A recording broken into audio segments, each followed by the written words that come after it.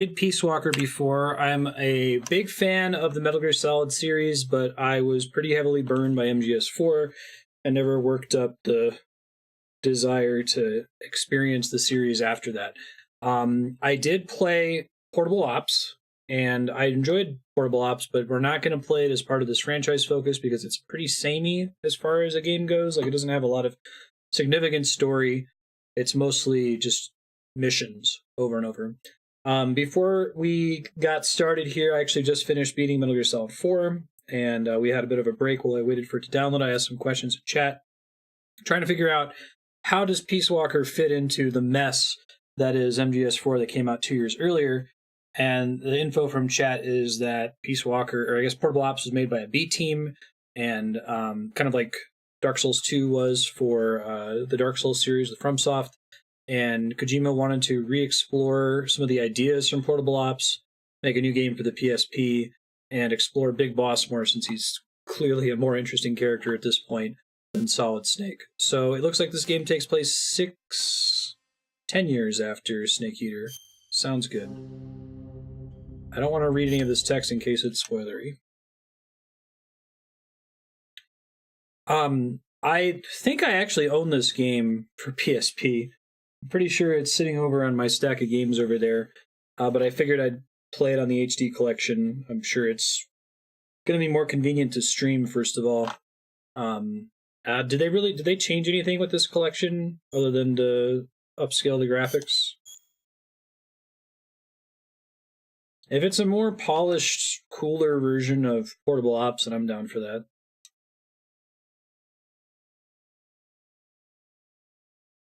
I like the logo.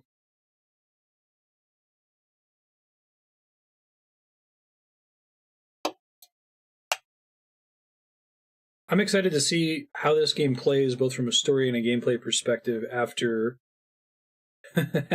This is like The Force Awakens. If MGS4 is the prequels. I don't think I ever beat Portable Ops. I spent a ton of time on it. I was still an obsessive completionist at the time, and that's not a great game to play if you're an obsessive completionist. There's a lot to do. We'll go ahead and watch the opening here.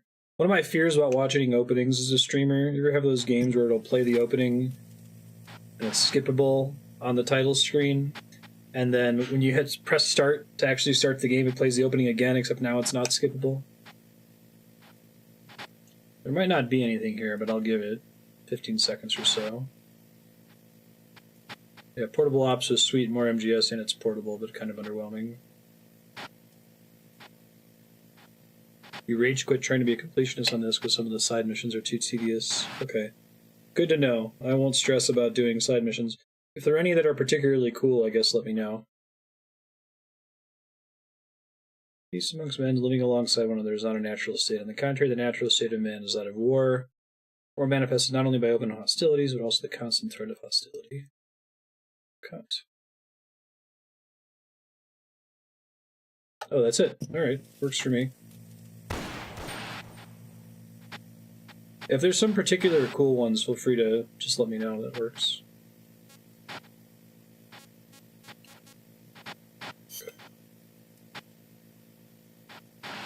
Okay, sounds good. Settings, extras. Data management, screen display. Okay. How long does it take to get to gameplay? I'm gonna guess...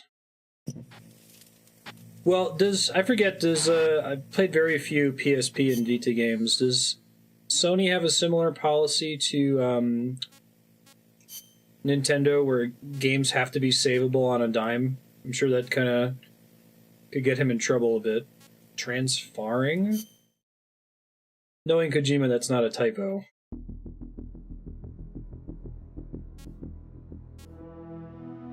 Okay. Oh, so you can, like, get your save back off the PSP if you played it on PSP and then wanted to play the HD collection version? That's kind of cool. Transfarring.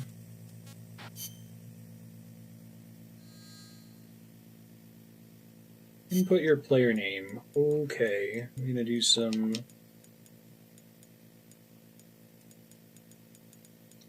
Earthbound stuff with that. I guess we've named save files several times in the series. They did do an Earthboundy thing with that in Metal Gear Solid 2, right? You make a character profile name that's separate from Raiden. Configuration is similar to that of MGS4. Similar to MPO. Monster Hunter Freedom stuff. Okay. Just leave it on shooter type since that's the game I was just playing.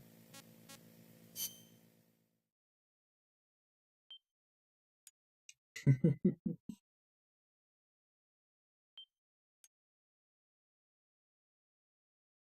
gonna guess 20 minutes for the opening. But I imagine they have more. The world was firmly in the grip of the Cold War, divided into East and West.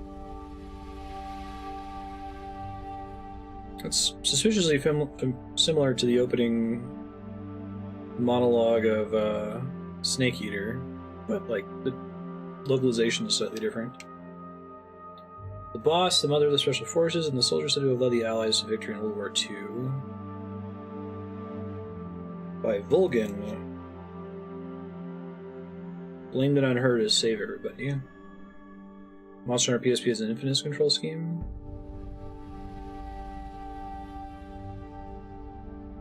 What makes it so infamous, Spiky?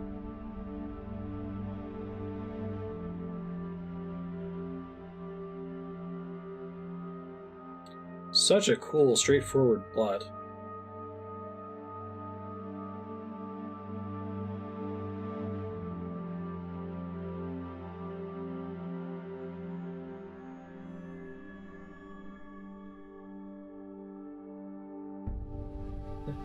I love that they kept Big Boss. Like, that's such a, like, old 80s Japanese game thing.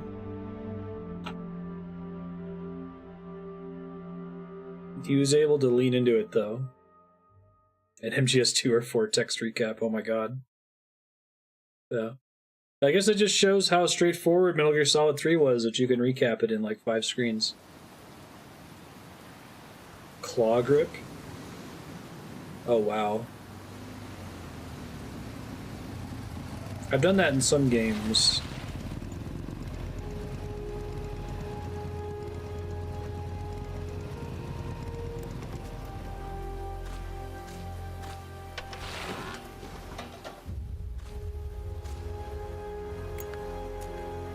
Soldiers Without Borders?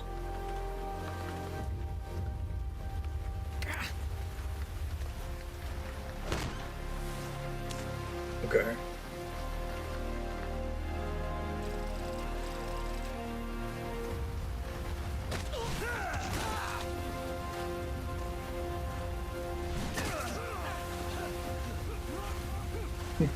Okay. Training in CQC.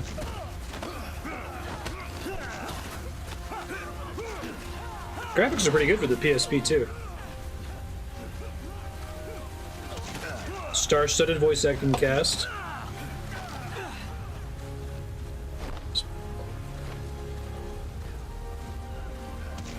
Oh, cool.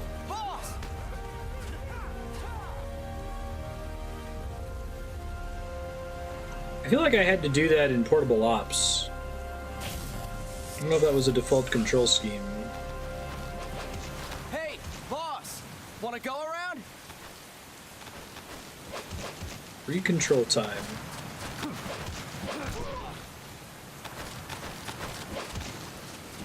Thank you, sir.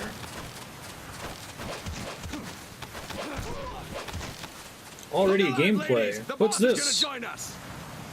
Show 'em how it's done, boss. Your first priority in enemy territory is knowing your surroundings. I like how they're doing this as a tutorial. And how fast you can identify your targets. Therefore, you must first master moving your line of sight. To move your line of sight, use the right stick. Now, when I give you an order, look in that direction. Look up. Good. Look down. Good. You should be familiar with the up and down controls now. I'm digging it so far. Button if you're ready to move on. So another thing that's interesting is that this thing that they're doing right now was the angst that Kojima had so severely in Metal Gear Solid 2. This is one of the big reasons why we got Raiden, because he was like, how can I have a tutorial for players when Snake is supposed to be a badass now? And it's like, just do this. It works. Okay. Next Yeah, we'll check press the your A left button. and right. Look right. Good. Look left. Good.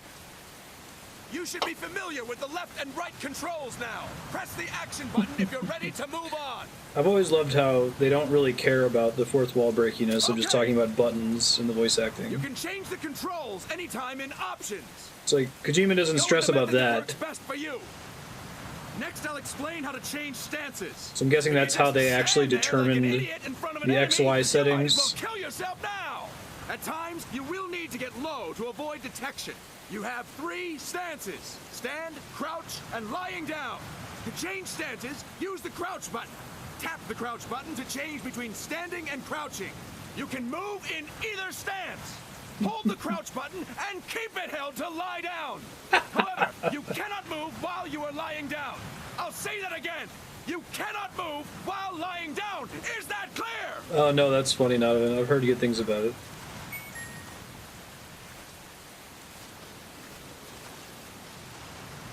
Can't move while lying down in this one. Okay. Next, we'll work on your movement. Use the left stick to move around.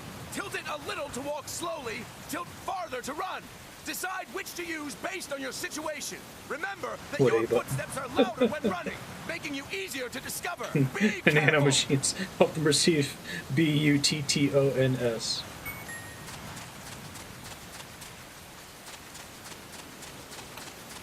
Good. Now we have rolling. Rolling is useful for knocking down enemies in your way. Throws up because you keep advancing his dialogue. You can also use it to jump over small ditches and other obstacles. To roll, tap the crouch button while running. You got that? Tap the crouch button while running. Don't forget it.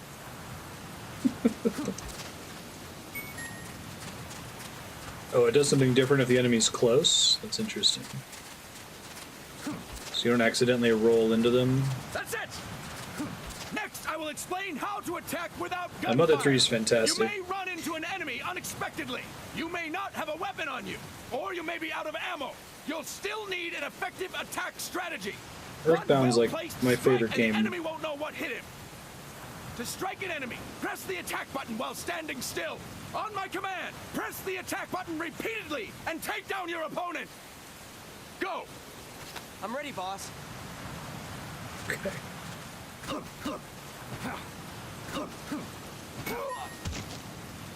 Fine work, boss. Thanks. Next, we're gonna practice using the stun rod. Hitting someone with the stun rod will shock them with 1.5 million volts. None of these people know how to move their that bodies about as out well. cold. To use the stun rod, Turn their press head. the aim button. To ready it, then press the attack button. You'll be glad to know we're using mock stun rods for this training session. When your partner attacks, make him believe it's the real deal. Prepare yourself for stun rod training. Go. I'm ready, boss.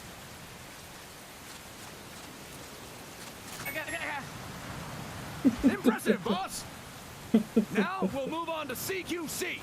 CQC, or Close Quarters Combat, refers to when engaging an enemy in battle at very close range. It is a quick and efficient way of eliminating a threat. There are various CQC techniques. We will go over each of them. Don't get cocky because you think you know them. This will be different from what you're used to. Pretend you are learning it for the first time. The first technique. In case you played MGS 3 and 4. To do this, position yourself near your opponent and press the attack button while you tilt the left stick. Be sure to press the attack button when the icon appears. Now, wait for my command and throw your opponent. Go. I'm ready, boss. Oh, CQC icon. That's a cute little icon. Impressive, boss! Next, I'm going to teach you how to restrain an opponent close to you. This is a cornerstone of CQC. Grab hold of an enemy, and the bastard's life is in your hands. What you do from there is up to you. Just know that if you restrain him for too long, the average person will most likely pass out. Something to keep in mind. Let's begin. To I love restrain this your voice opponent, actor. hold down the attack button while near them. Restrain your opponent on my command. Go. I'm ready, boss. I find this series has really good voice direction in general. Impressive, boss. Now we will throw your opponent after restraining them. To throw an enemy to the ground, press a direction on the left stick when you have them restrained. Okay. Restrain your opponent and throw them on my command. Go. I'm ready, boss.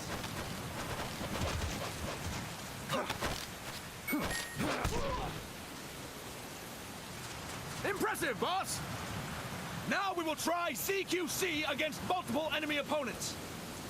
You can also take out a group of enemies by throwing an opponent you have restrained. First, restrain an opponent by pressing the Hidden attack protagonist button and near hope you them. survive. Then, tilt the left stick to throw them. By tilting the left stick toward other enemies, you can send your captive flying straight into them. On my command, restrain and then throw your opponent. Go! Why did survive I'm ready, happen? boss.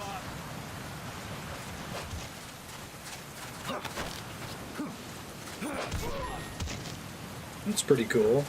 Fine work, boss! Money. Again! Why is it zombies though? Ugh, I'm ready, it's boss. weird.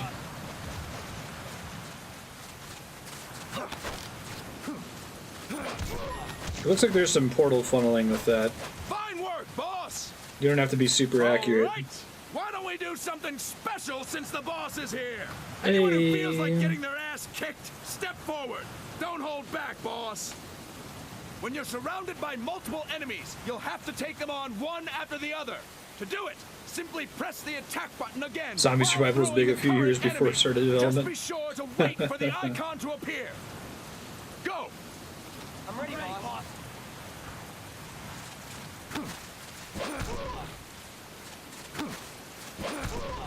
Boss, press the attack button when the icon appears. Oh, that's cool. I see now. Press the attack button when the icon appears. That's pretty dope. Running around being a CQC asshole was the best part of Snake Eater. Go. The correct way to play that game is to play it twice with the Cold War camo. Not sneak. I really like the icon too. Fantastic! And stop! That's it for today. Thank you, boss.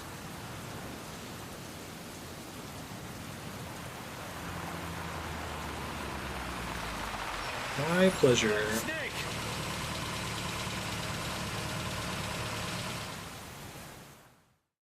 He's got a texture for an eyeball in this one.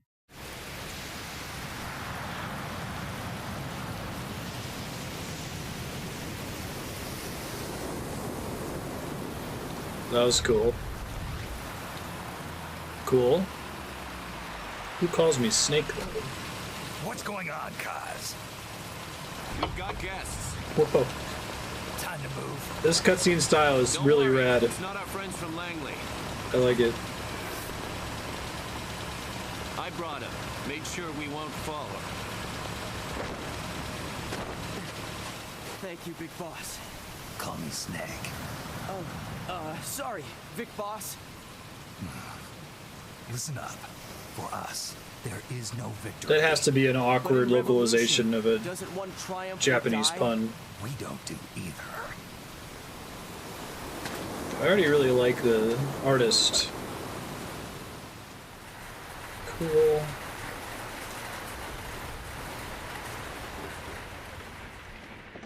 Vic Boss.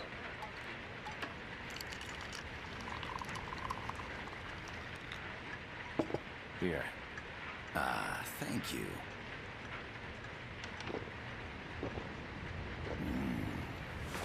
I feel like a new man. There's no coffee like Costa Rican coffee. So, what brings a distinguished scholar from the Costa Rican government to Colombia? I'm glad he gets to do his normal Snake voice again. From Costa Rica's University for Peace. Oh hey, it's Grunt. And See, Spike over and the past year, a million other there have been dudes. sightings of an armed group in Costa Rica. They're not ours, of course. Costa Rica doesn't have an army. Correct. Article 12 of our Constitution states that the Army as a permanent institution is abolished. The Peace Constitution. Of course. Rebels who fled Nicaragua. There's a little Red Riding Hood.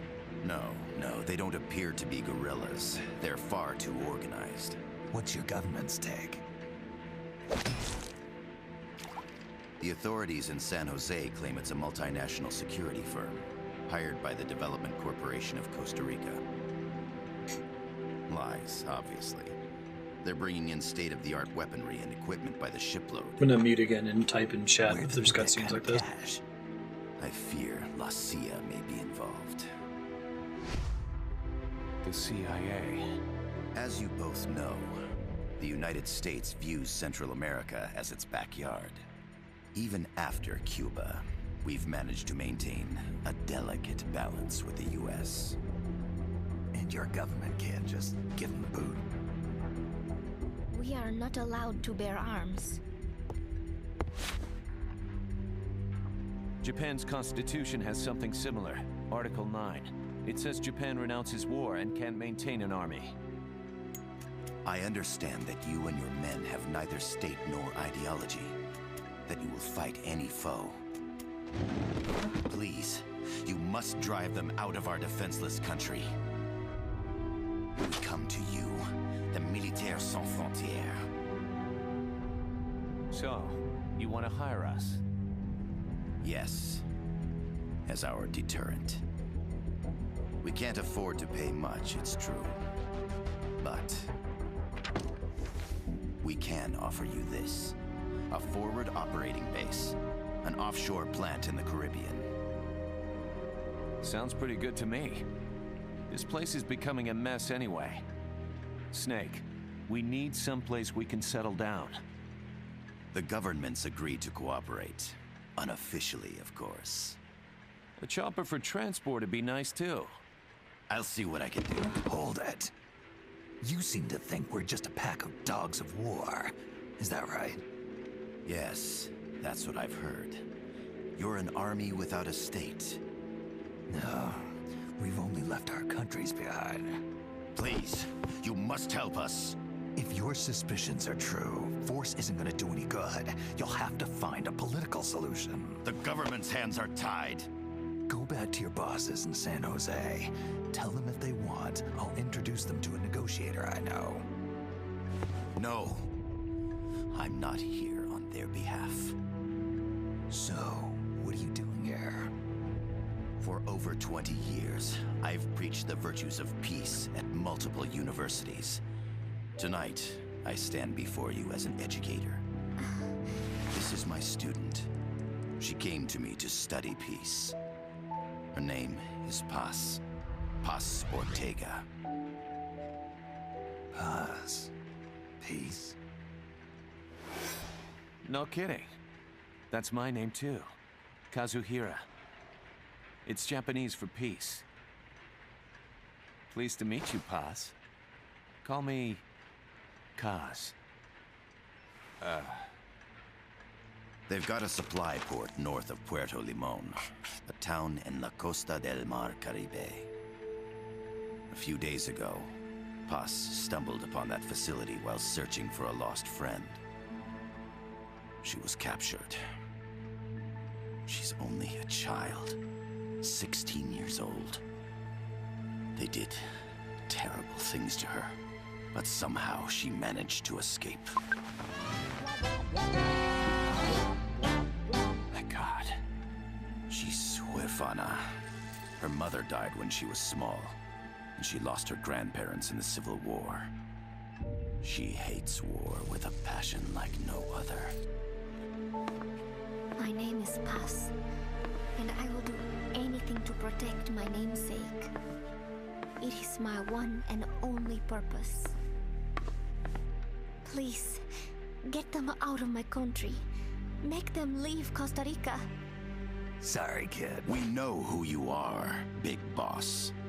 That is why we've come to you.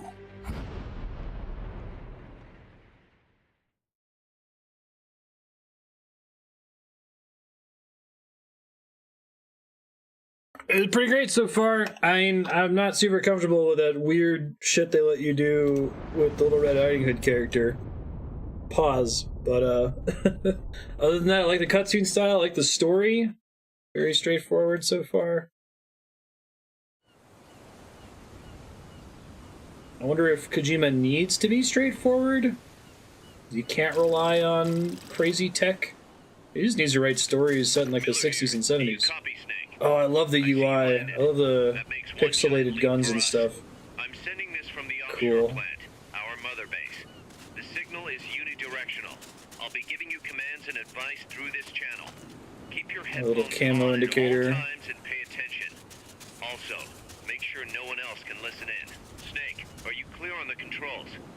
Take a minute to refresh your memory. Use the left stick to move. Use the right stick to adjust your view. Oh, I love the UI in this game. It's fantastic. I wonder why they went for the retro style. Use the start I just see if I can get these, this font now. Region map, co-op communication, mission details. The supply facility, where Paz was imprisoned, obtain intel on the bases of the armed group occupying Costa Rica. Okay. There's no one around. Why not try some shooting practice? Select a target and squeeze off a round or two. Press the directional buttons while holding the R2 button to switch weapons. Ready your weapon with the L1 button. Then press the R1 Hey, button to fire. aim assist. Very good. How about a little shooting practice? Try hitting a coconut. Is there any reason to, Select equipment by pressing the square or circle button. try to go while holding the non-lethal R2 in this button to game? I check think in your Portable map. Ops you could Press the recruit start people if you button didn't to kill open the them. menu. The Mark 22 tranquilizer gun can put enemies to sleep. Ah. The closer to the head you hit, the more effective it is. Tranquilizer rounds are hard to come by. Don't waste them. I generally try to go non-lethal for as long as the game makes it fun to do The so. facility you're headed for is past that fence. A grenade should be able to take out that gate. Grenades explode. You throw them, Snake. Use the L1 button to I love this ready game's throwing UI weapons. so much. Once you've readied the weapon, throw with the R1 button. When using throwing weapons, hold like the Portable attack Ops. button down longer to throw farther. You won't throw the weapon until you let go of the button.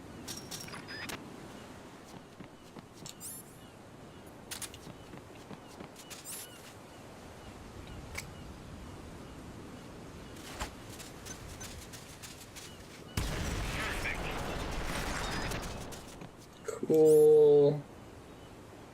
This game is super rad so far. Oh man, I'm just gonna clean my system of MGS4. I'll not have to be disappointed again in MGS5, but I gotta thank you for agreeing to this, Snake. Man, am I glad to be out of here. Finally, we can leave all that crap in San Geronimo behind. And break into the mercenary business for real. cool. Let me guess. You're doing it for her, aren't you? For her. Oh man, we're doing a mid-gameplay flashback to something that's relevant to a character that we care about. What? Just to establish motivation and not to move the plot relentlessly forward. Are they still here? Come on, Snake. This could be good for us. They're willing to give us an offshore plant, a place we can finally put down some roots. This is our chance to expand MSF. We don't need a place to stay, guys. We're nomads. We always will be. What? You'd rather keep wandering from conflict to conflict?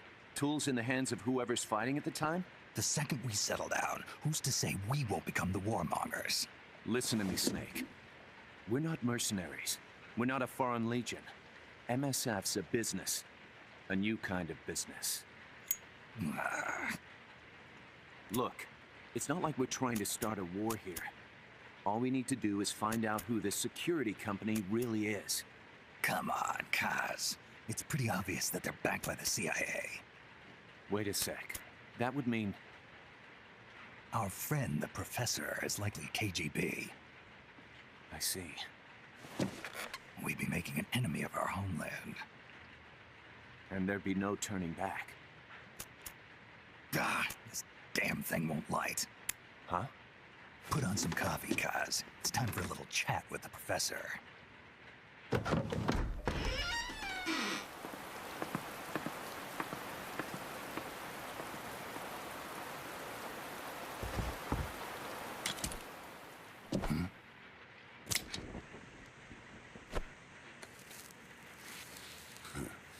I was a heavy smoker. When I got my medal from the Secretary General, he gave me this prosthetic hand as well. But smoking was ruining my lungs, so I quit. I've not had much use for it since.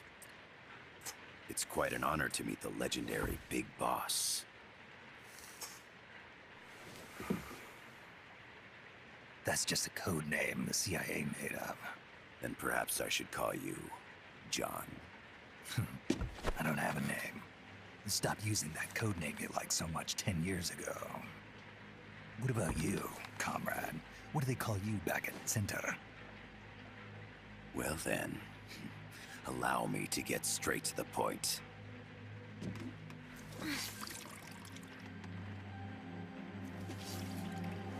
Land as slim as a whip, hot as torture. That's the Chilean poet, Neruda. Central America is the navel of the American continents, bridging north and south. We want this land. We'll build a socialist stronghold, then use it to split the Americas in two. America would lose its backyard. And with it, its economic production, shipping lanes, and strategic value. We, on the other hand, would gain a base from which all of Latin America would be well within our reach. He who controls Central America will win this Cold War. First comes Nicaragua, toppling the pro-American Somoza regime. In preparation, we've begun instigating anti-Somoza sentiment and providing aid to the Sandinista National Liberation Front. You're manipulating Sandinista into overthrowing Somoza for you. After the revolution, Nicaragua will become a socialist state. You think America's just gonna let that happen? Certainly not. After all, the CIA is already here. And that's the armed group inside Costa Rica. Precisely. It's clear that they've been sent in to disrupt our efforts across the border in Nicaragua. Simply put, the army now stationed in Costa Rica is CIA capital. But it's more complex than that. The CIA's got something else planned as well. What? That is the million-dollar question. Big Boss, we want you and your unit to find the answer. Infiltrate and investigate the facility in La Costa where Paz was imprisoned. Learn all you can of their operations. Then, drive them out of the country.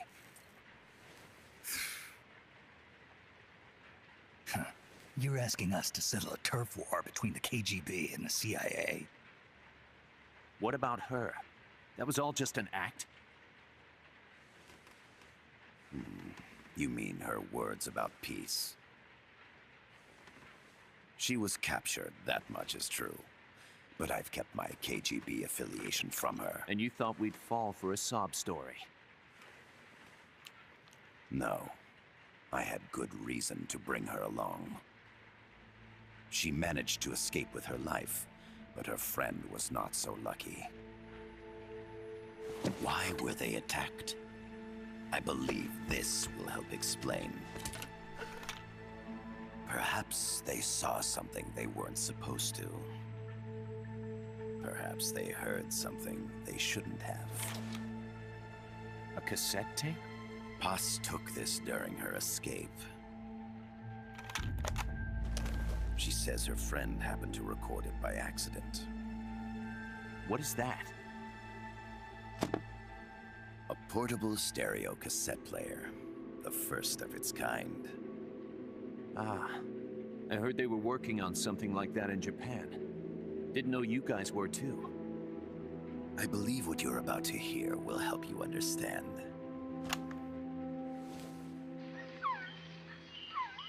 What is that?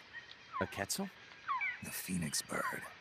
Paz's friend was researching birds. She went out into the jungle to record bird calls and stumbled upon this.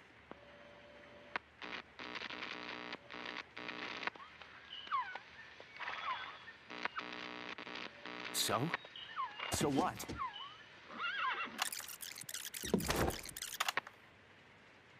Now it gets interesting. Poisonous. I need to get rid of it. I chase it back to its nest. You can't. The snake's too vicious. It's all... Many people. I chase it away. It will bite you unless you kill it. Go home. Boss. Voice print analysis confirms that this voice is indeed that of the legendary hero and criminal, the boss. What? The other hasn't been identified. Female in her 30s with a British accent. The song playing in the background was a hit in 1973. What's it going to be? Loyalty to your country or loyalty to me? Your country or your mentor? Your mission or your beliefs? I am loyal to myself. Boss is alive in Costa Rica. As I understand it, she was your commander, fought by your side. And that you killed her under orders from the CIA, thus surpassing her to become the hero known as Big Boss.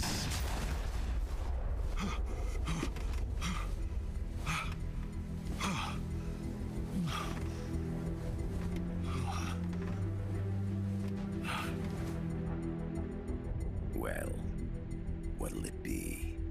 Will you take the job? Snake, it's gotta be a trap. So you still can't turn your back on your country? Then I suppose you won't need this.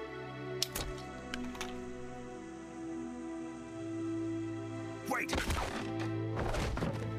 Snake?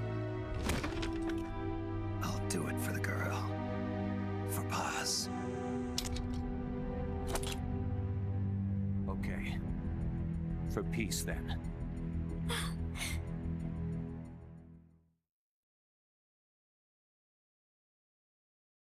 I think Metal Gear Solid works when it's aware of its own cheese.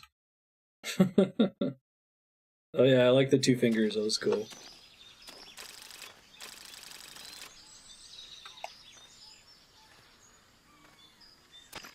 There they are. CIA mercs. Snake, you've got to get past them undetected. Avoid combat whenever All possible. the fingers are lighters. Of course. What were you expecting?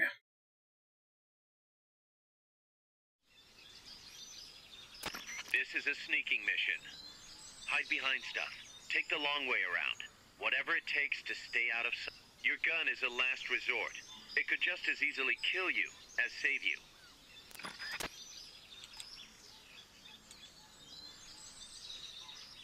Oh, my controller died. I'm gonna figure out what just happened.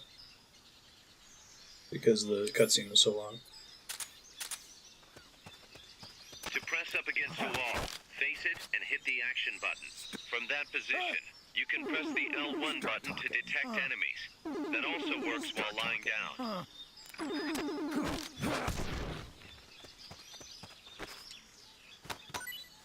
Cool. I need Not enough room, those. huh?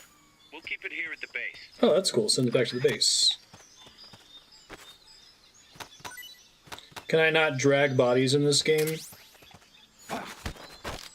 Start talking.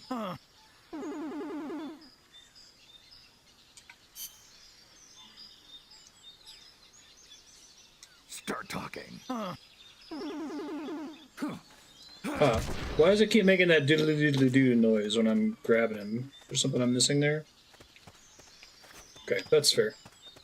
The indicator in the upper right serves as a compass and shows sound sources. Pay attention to your surroundings. Oh, it's a talking noise? Okay, gotcha. Can I, change my camo in this game? Don't see it in the list up here.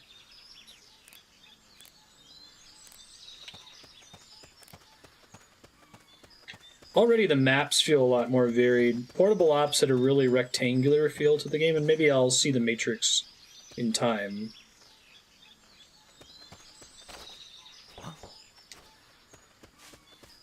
What was that noise? They heard you. They're gonna come take a look.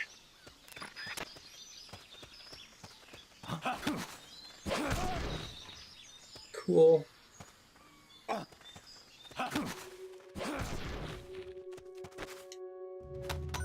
Make your way east. Oh, I'm really glad I hated the Octo Camo. It was a cool, like, quality of life idea, but... Right is your camo index. The lower the number, the more easily you'll be spotted. Conspicuous movements and loud noises will compromise your camo index. Your looks like I need to fatigues walk will act more as camouflage. slowly. I think that the Octo Camo was a zero-sum quality of life improvement. Like, it actually took something away from the way camo worked. Made sense to try it, though. Start talking. Start talking. Okay, they don't want to voice act everything they say. Gotcha. Oh, I'm sorry to hear that, Aki. Do you know what's busted? Is it something that's replaceable? Left of your life gauge on the left of the screen. To the right of that, you'll see your sight gauge. Exhausting it will inhibit your actions. Your life gauge will Sight recover with gauge. time. The sight gauge too. Oh, the sight You'll gauge, recover okay. faster crouching than standing up. Lying flat works even better.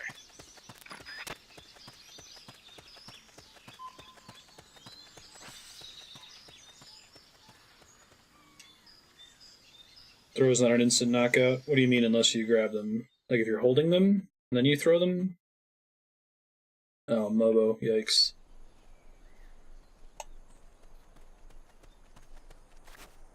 Yeah, that doesn't sound great. Looks like you're inside the When's the compound. last time you upgraded, Security is Aki? tight. Stay sharp.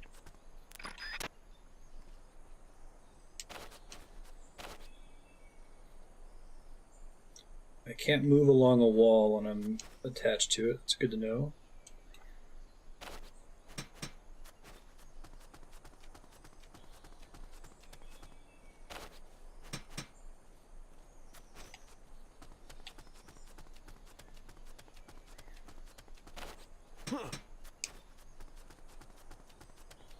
What was that? Nothing to see here. That's not too bad. Hmm.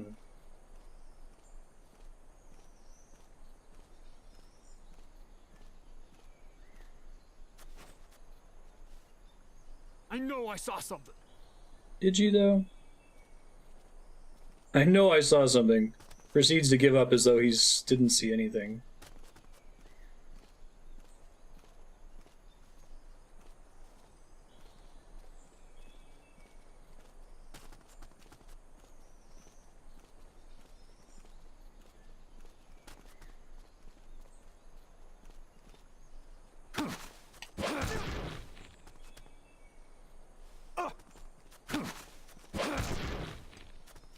I see. So I have to pull him into a grab first and then do a throw to do an instant knockdown? Gotcha. I like that. That doesn't start an alert right away.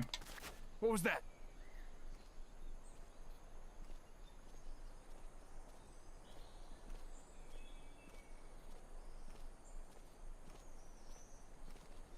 There's leniency with regards to gameplay? Yeah. I remember Portable Ops being pretty lenient.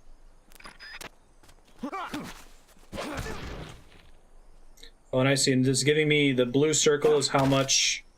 Start talking.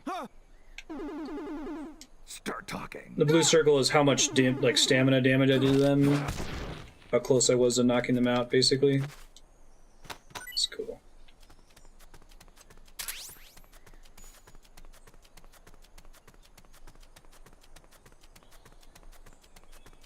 I think I prefer...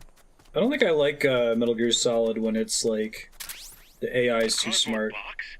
What are you gonna use that for? Nice.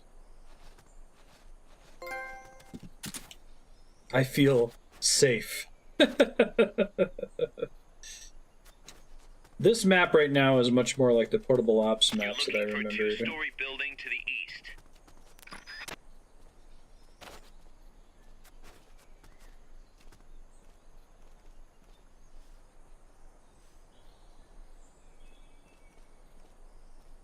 All the blue and red circles was an MGS 3DS.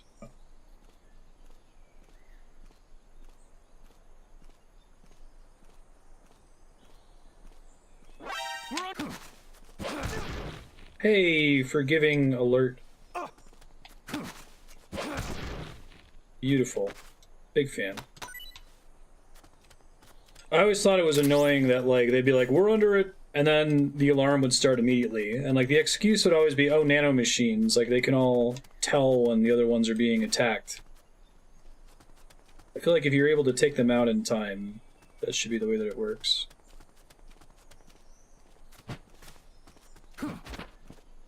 Whoops, that's not what I meant to do. On the east side of the compound.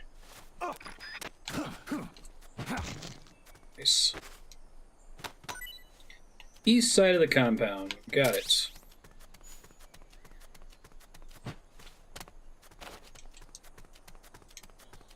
What happened to my... I thought I had a sound map thing? Where'd that go? Oh shit, who heard that? Oh, somebody got... Security's too tight. Oh, because somebody woke up. Proceed with extra caution. I see. Shit. My timing was just bad enough. Shake those guys first. We're so screwed. Alright, well that happened. I don't know where he saw me from.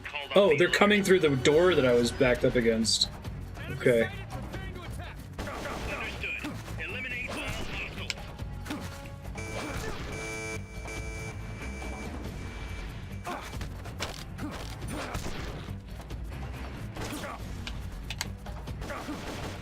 Yes, yes. Stop it, stop it.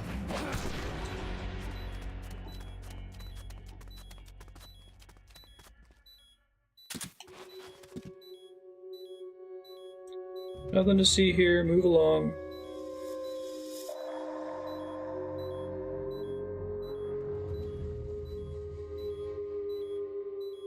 Come in, HQ. This is HQ. This is Patrol. Target lost. Going to alert status. Understood. The enemy should still be nearby. Find him. Alright, gonna wait out the caution meter. We were so close. So is that what happened? One of these guards woke up and saw me while I was walking around? Or they just woke up and started a caution because they remembered getting knocked out? Which they totally should. Okay. Your objective. So I should be careful, turns out.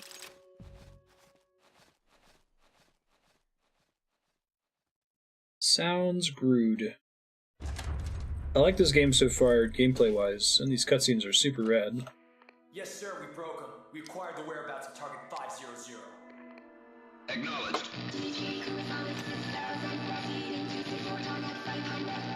I feel like enemies took forever to wake up in Snake Eater when you knocked them out with CQC. But it might also be that when I pat them to take an item out, they wake up a step.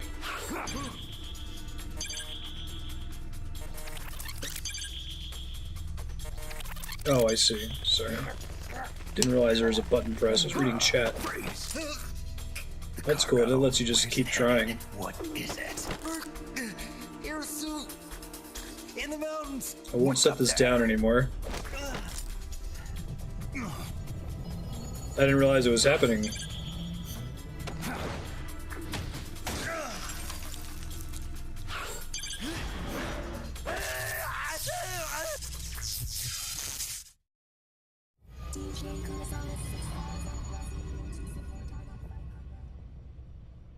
Oh, if you trank them and they wake up, they don't freak out? They just feel like they must have passed out or something?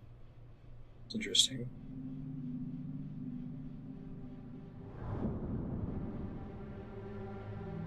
Take his ID tag. Really? I was over here looking at chat and like hearing this tinking noise. Like, what's that?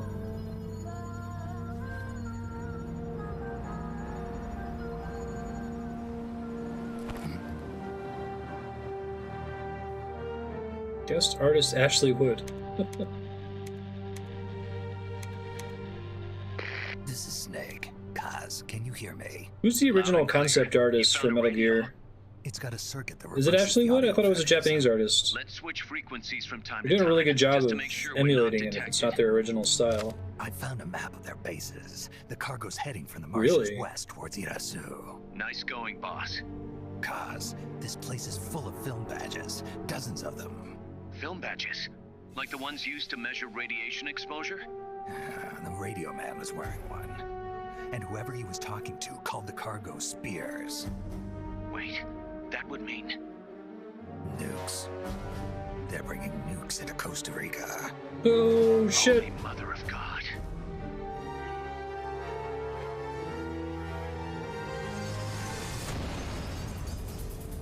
That fits.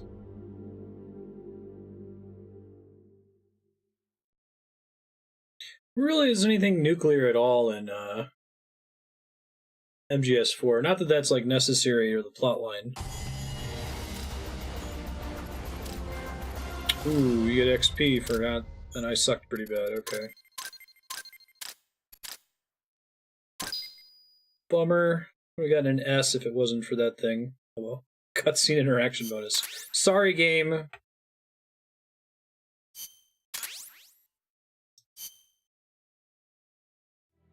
How's that map, Snake?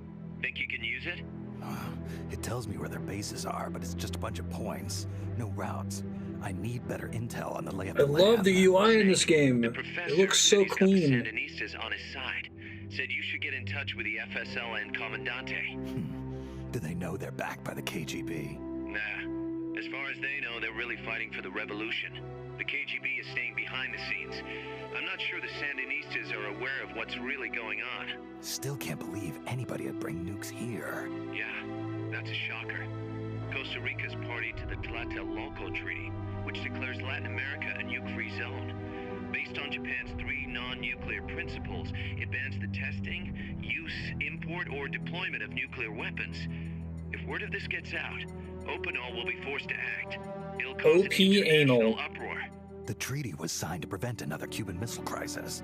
If the U.S. itself is gonna scrap it... Latin America is too close to spawning another Cuba or 2 already. The entire continent would become one big powder keg. Well, if they did bring nukes, we can't let them get away with it. Are they planning a test, showing off?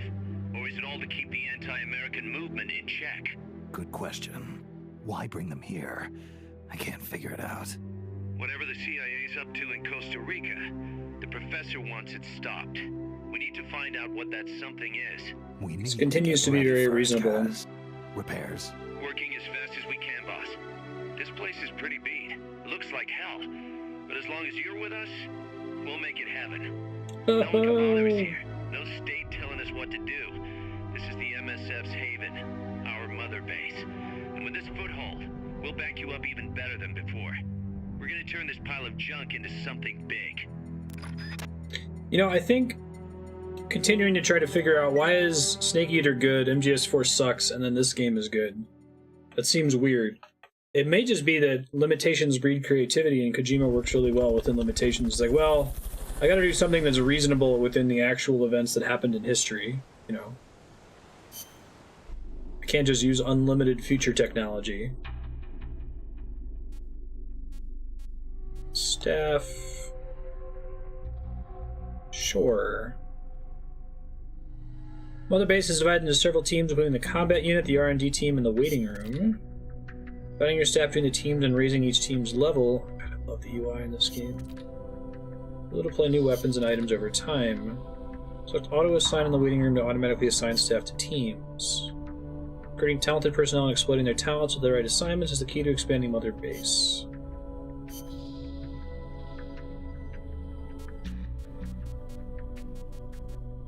Eagle Ray, Cabbage White. Are any of these people that I just knocked out in the previous mission, or do I have to do something more specific to do that? I see. So I've just assigned them to work on making stuff, I guess. So in Portable Ops, you could play as characters other than Snake on missions. Does this work differently?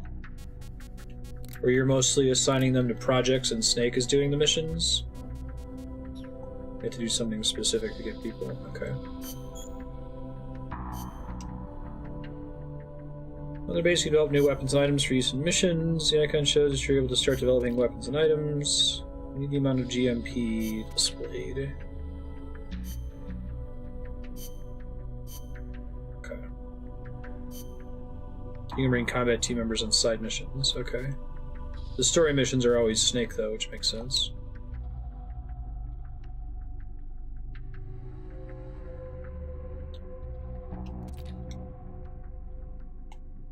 Oh, wow, they put some effort into this. Cool weapon lore.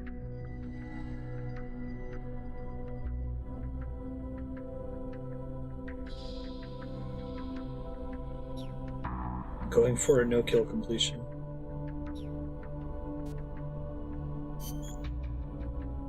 Ready for development. 2405 GMP. Oh, an upgrade takes time, so you should always have something queued, basically. I see.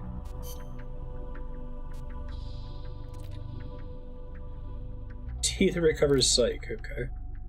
Oh, is it the Fulton system, probably? So it lets us bring soldiers back? You put a little balloon on them and it carries them away? That's funny. Can't develop this item. Need R&D aim higher. Okay.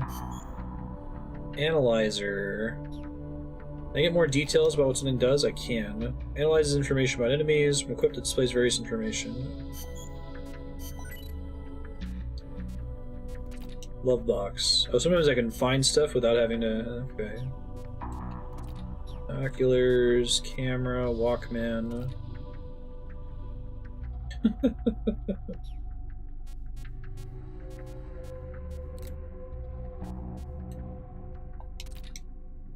Omnidirectional sensor that visualizes nearby sounds and waveforms. Oh, can I only be developing one thing at a time? That canceled my... Oh, wait, maybe it's only one... I guess the weapon's a different thing, isn't it?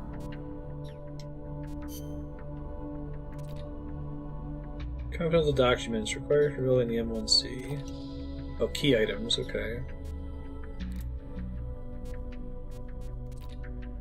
Bullets. Olive drab fatigues. Okay. My movement speed. That's cool. Uh-huh.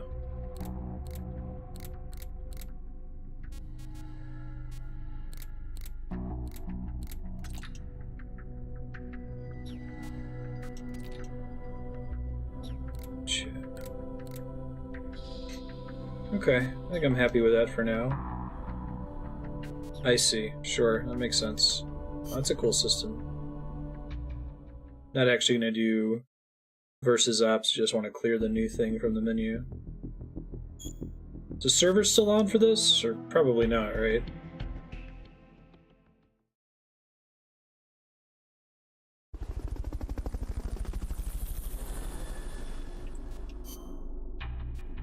Save. Sounds good. Okay, and it just saves to one file. That's it's pretty dead. Gotcha.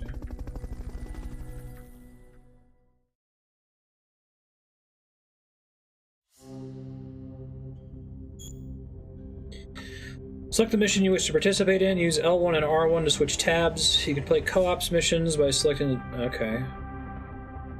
It's co-ops. King Kojima, man.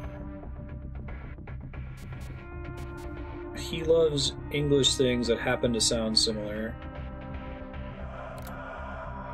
Do I have to do co-op missions with other players? Doesn't look like it. Cutscenes. Are these rewatching? These are rewatching cutscenes I've already seen, right? I see.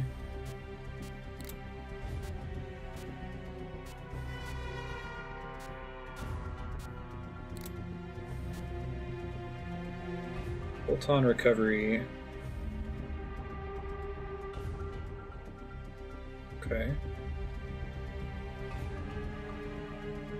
3 minutes before the soldier wakes up. The boss has infiltrated the area around the coastal supply facility and knocked out the soldier there. But we can't just leave him there to be found.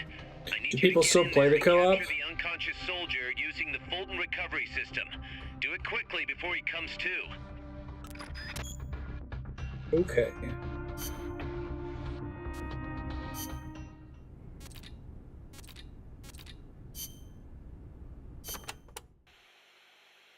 The mercenary supply base is situated on elevated ground by the coast. That's cool. I heard them call it Puerto del Alba, Port of Dawn. They have perfect visibility of the area from up there. We did our best to sneak in undetected, but one FT guard spotted us and we... What is it? I'm Yeah, sorry. I like it. You'll have to ask Professor Gálvez the rest. It's okay.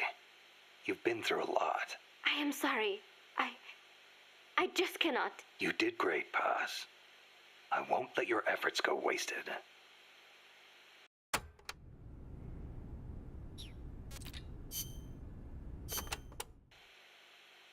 Snake, you can use the Fulton surface-to-air recovery system to send prisoners and unconscious mercenaries you encounter back to Mother Base.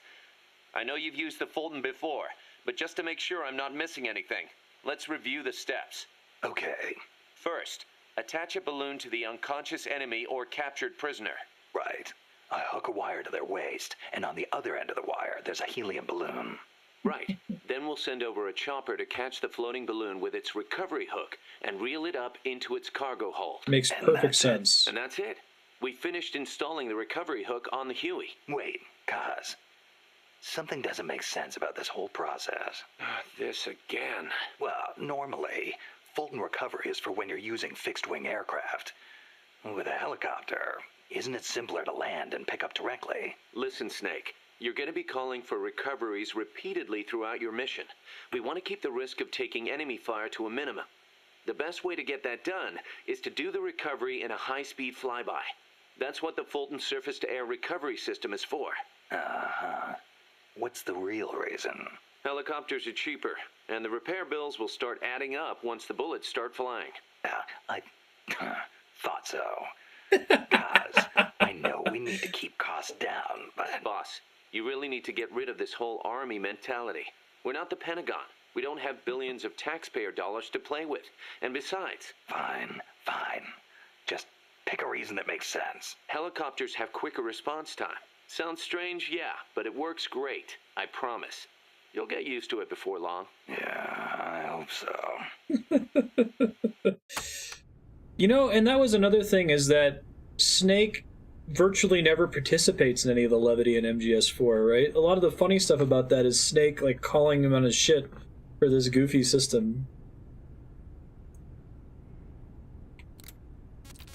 Yeah, we were talking about that. HCL, can you be careful, though, talking about stuff that hasn't been revealed yet in this game? I'd like to be as surprised as possible.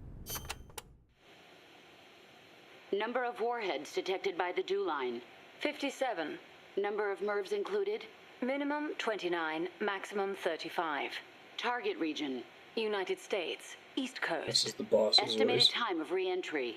2048 Zulu. President selected attack option. Unknown. The president is dead. No problem. Unknown. Communication You can mention has it been and hide lost. if you're not sure. I select Offutt Air Force Base as my target. Offutt? But that's a U.S. base. What on earth do you mean? Based on the projected number of incoming warheads, Washington, D.C. is presumed destroyed. The president is most likely dead. The U.S. government's control lost. I realize that. So why not retaliate?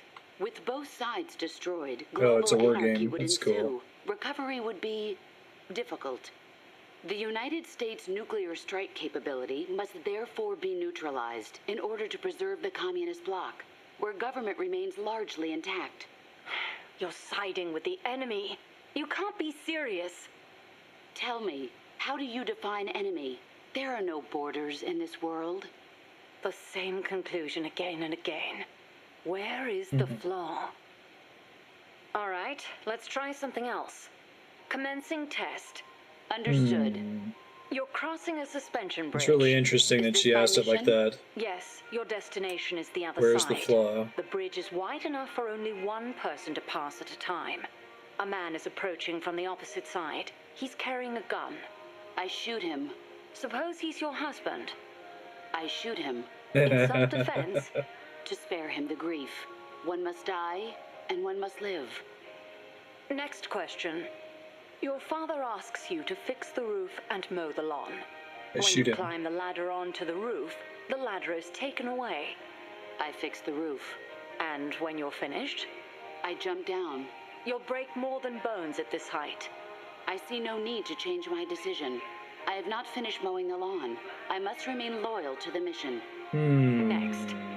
There is a snake Doing in the a bushes. 70s It is robot thing? poisonous. I need you to get rid of it. I chase it back to its nest. You can't. The snake's too vicious. It's already killed many people. I chase it away. It will bite you unless you kill it. Go home. Kill me. Kill me now. Why not kill the snake? Could be the Your mission is first to get rid of it. Is Test this of the what you Les call Enfants loyalty? Terribles project or something. That's What are you cool. loyal to? Country? Ideology? Feelings?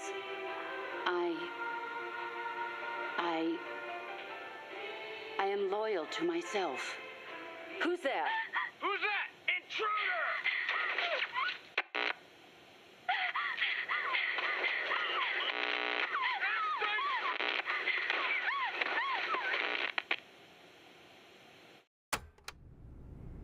Super cool!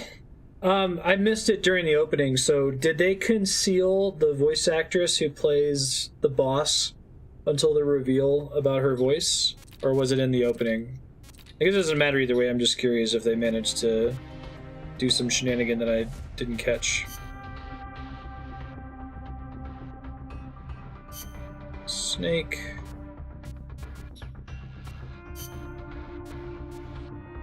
Okay, so you specify your camo before you go into a mission. And the mission description probably tells you which of these is most relevant, I guess. Probably just assume a flashback, yeah. Survival. Survival.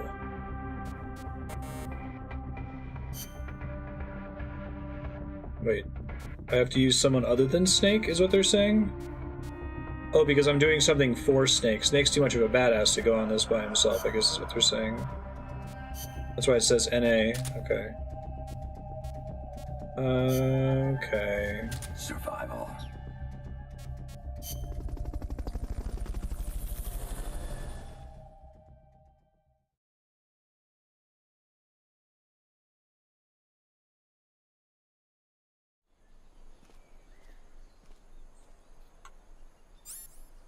Use Fulton Recovery to bring back knocked out soldiers.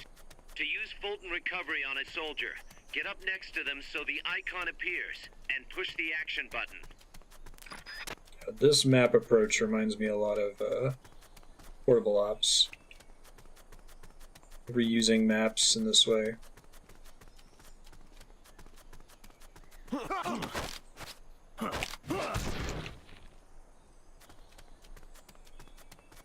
Looks like that soldier's out cold. Try using Fulton Recovery on him. Cool. Head for the recovery zone. We'll pick you up there. I see. Good job. Return to base. Cool. I get it.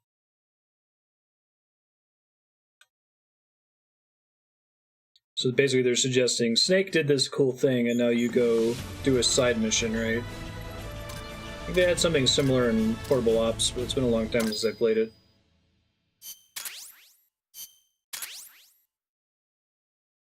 Following words can now be infused with heroic spirit. I want to make a database. I would love to like write a book someday just about all of the ridiculous UI stuff in different video games. Like, I think that one of the winners lately might be that the Golden Bat invisibility graph meter in Shadow Hearts. You can Fulton everybody. Can I repeat missions to go back and Fulton them again?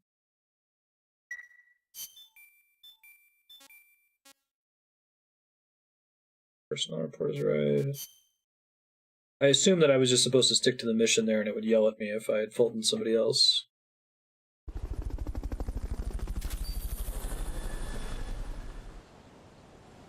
Weapons been developed. It's been increased due to experience from the mission. Oh, that's cool.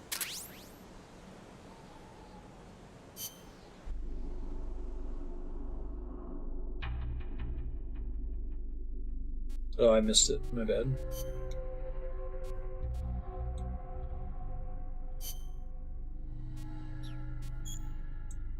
Keep doing auto assign, I think.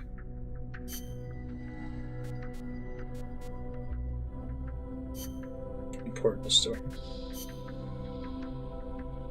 Oh, you got your R&D team pretty high there. Yikes.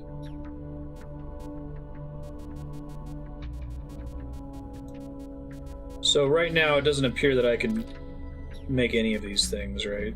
I need to be higher level for most of the remaining upgrades. Okay. Maybe something under items though.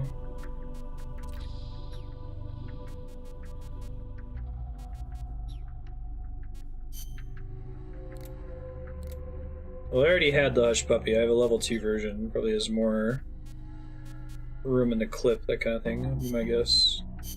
Does this game auto-save the end of missions? I think it does, right? I don't have to keep saving manually every time.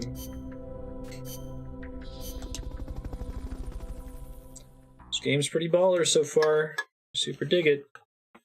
Feels like it's iterating on portable ops in a good way.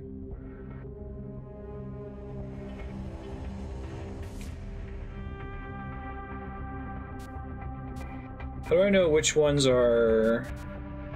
I can only do 3 things right now, right? Fulton recovery. Now, is the circle not filled in because I didn't capture all the soldiers?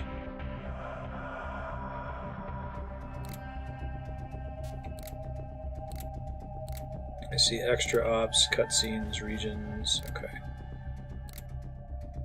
Hollow circle just means side mission. Okay. I'll go in again and try to capture everybody here. Infiltrated the area around the...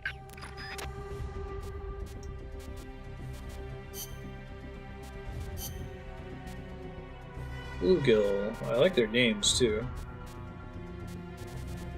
Makes it easy to remember. Since we've already established things are named after animals.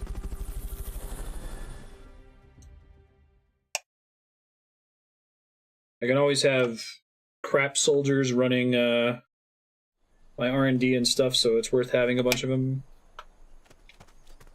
Use Fulton recovery to bring back knocked out soldiers. Knocked out soldiers. Recovery on a soldier. Get up next to them so the icon appears. Then push the action button. Shit.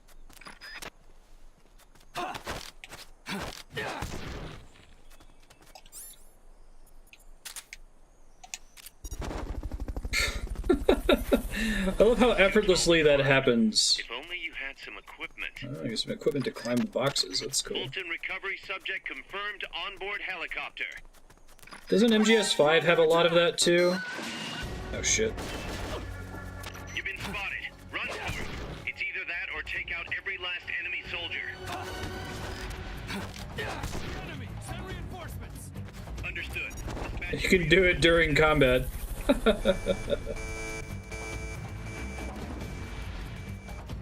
MGS5 has the Fulton everything idea. Those knocked out soldiers back here. Don't mess around or they're gonna wake up.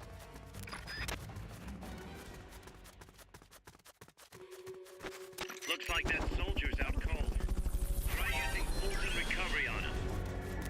Head for the recovery Working on it. zone. We'll pick you up there. Oh shit. Is he permadead? That would be interesting if he was. Costa Rica needs you. Okay, restart mission. Gotcha. I'd be down if it was permadeath, given that you have so many soldiers. For anybody with Snake, obviously. Okay, I got it now. Use Fulton recovery to bring back knocked out soldiers. To use Fulton recovery on a soldier, get up next to them so the icon appears, and push the action button. So Snake doesn't die as easily. That makes sense. That's cool. Get up there alone. With some Does help, MGS5 have multiple characters too that you switch between? Fulton recovery helicopter Is it basically like, let's complete. make a non-PSP full system version of this portable ops playstyle. And I love how easy that is. That's my favorite part about it. Fulton recovery subject confirmed onboard helicopter.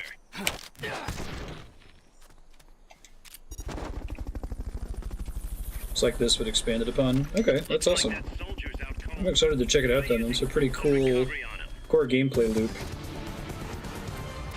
Mission complete. The folks back at Mother Base will be thrilled. Sweet. Got it. And there was still an enemy that I didn't capture, right? I think I see a 0-0 out of 0-1. Good to know. I understand how it works now.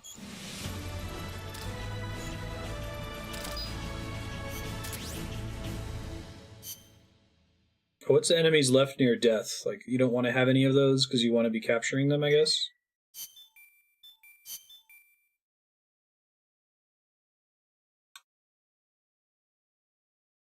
Can I more or less depend on the auto-assign?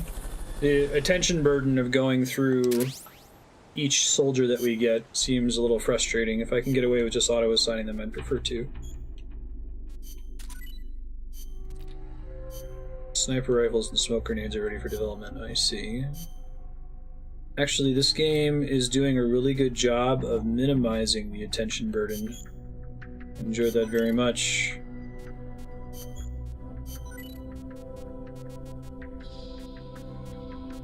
By using helpful UI elements like optimize and auto-assign the party, giving you pop-ups when new things become available.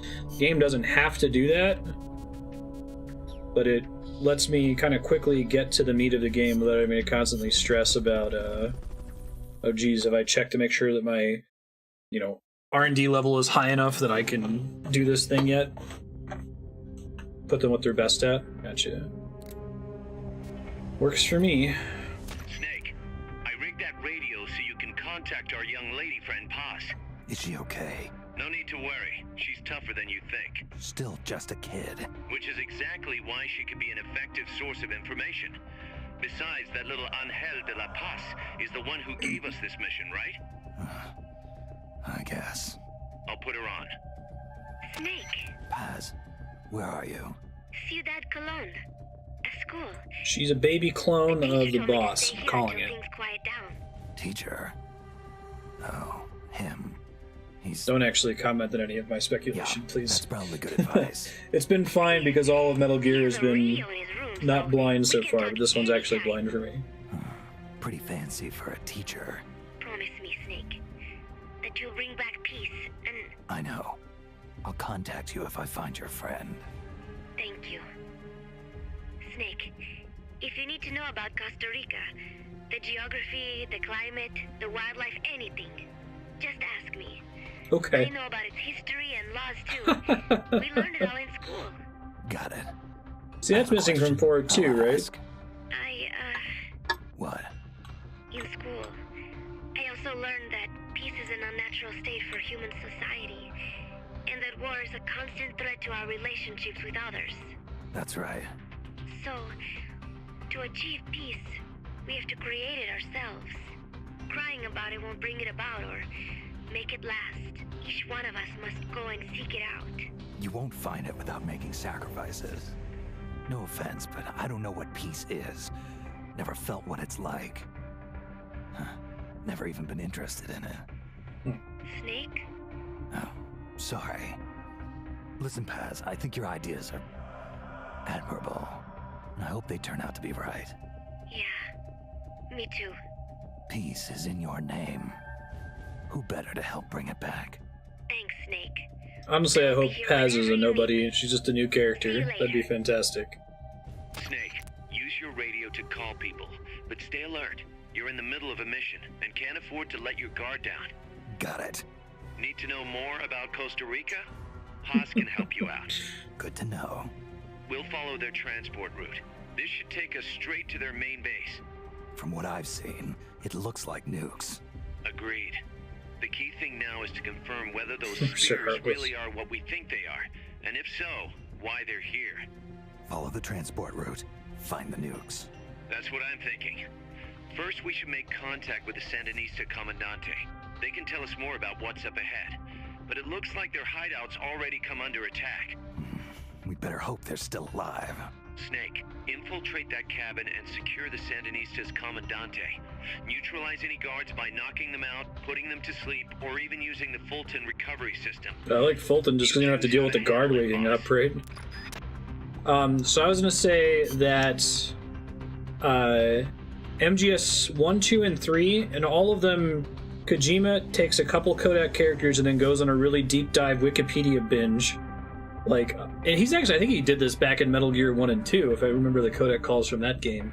He just informs himself a lot about some stupid topic like movies, you know, and then he has a character that's super interested in it that tells you a lot about it. So like having Paz go into random crap about Costa Rica, that's cool. Nothing like that in 4. This really, about this mission. Whoa! Oh man.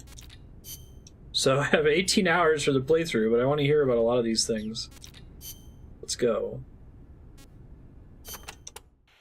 Do the different number of exclamation points indicate how important it is? Costa Rica has no army, right? Correct. Yeah, Article singing 12 sand. of the Constitution declares Very common in that the Japan. army as a Exactly. permanent institution is abolished. It does permit us to organize armed forces for national defense based on inter-American treaties.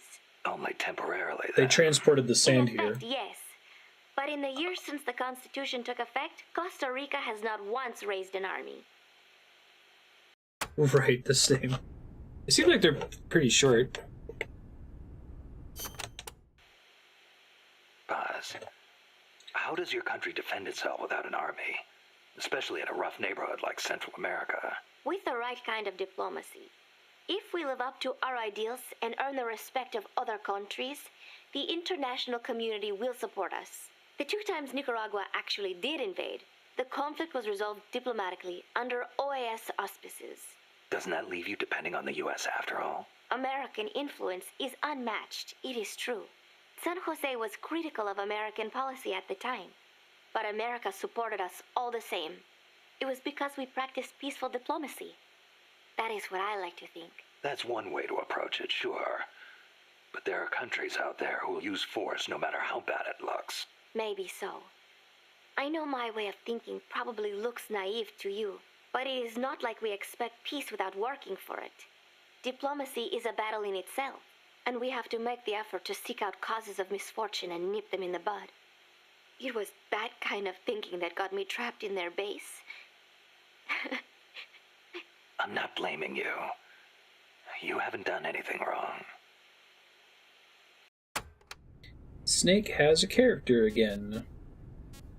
Japan's peace constitution. Kaz was telling me Japan has a peace constitution, too. Oh, I know all That is about right. that. Apparently, when Costa Rica was drafting its constitution, they looked to the Japanese as a model. Only, Japan's constitution might be renounces true. war itself. Unlike Costa Rica. But Japan has a self-defense force, right? That I do not get.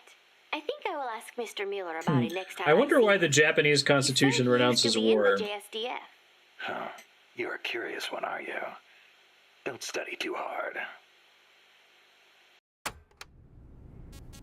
It's nice when Snake has a character again. I'm gonna listen to all these. They're all reasonably short. I like this kind of content. So, are you a student at the University for Peace, Paz? No, I am still in high school. But Professor Gálvez lets me visit his office and study with him every now and then. International law, security, conflict resolution, human rights. We study all these subjects and then use them to build the foundations of peace. Yeah, I get it. I just never heard the UN had a University for Peace before. Oh, that. Well, to be precise, it is still being set up. They have started conducting research, but the UN has not passed the necessary resolution yet. Professor Gálvez couldn't wait that long. Oh, right. Costa Rica abolished its army and has also hosted the Central American Court of Justice. It is the perfect place to build a university like ours. Don't you think?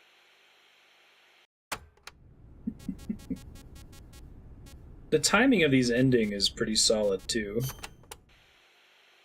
The army was abolished 25 years ago. the year after the Civil War. I learned about the sorrow of civil war from a So, very like, in young the age. early The futility 50s, of late countrymen 40s. fighting each other, and the tragedy. Costa Rica learned the hard I was way. joking, That Leon. is why it abolished its army. I said, I wonder It why the decided to pour its efforts Japanese into education Constitution instead. More says teachers than soldiers was they the renounce slogan. war. Education is essential, no question. Even Che used to teach reading and writing in between guerrilla campaigns.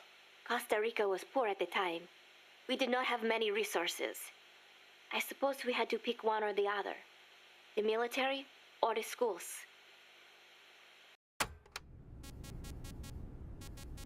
Perpetual peace.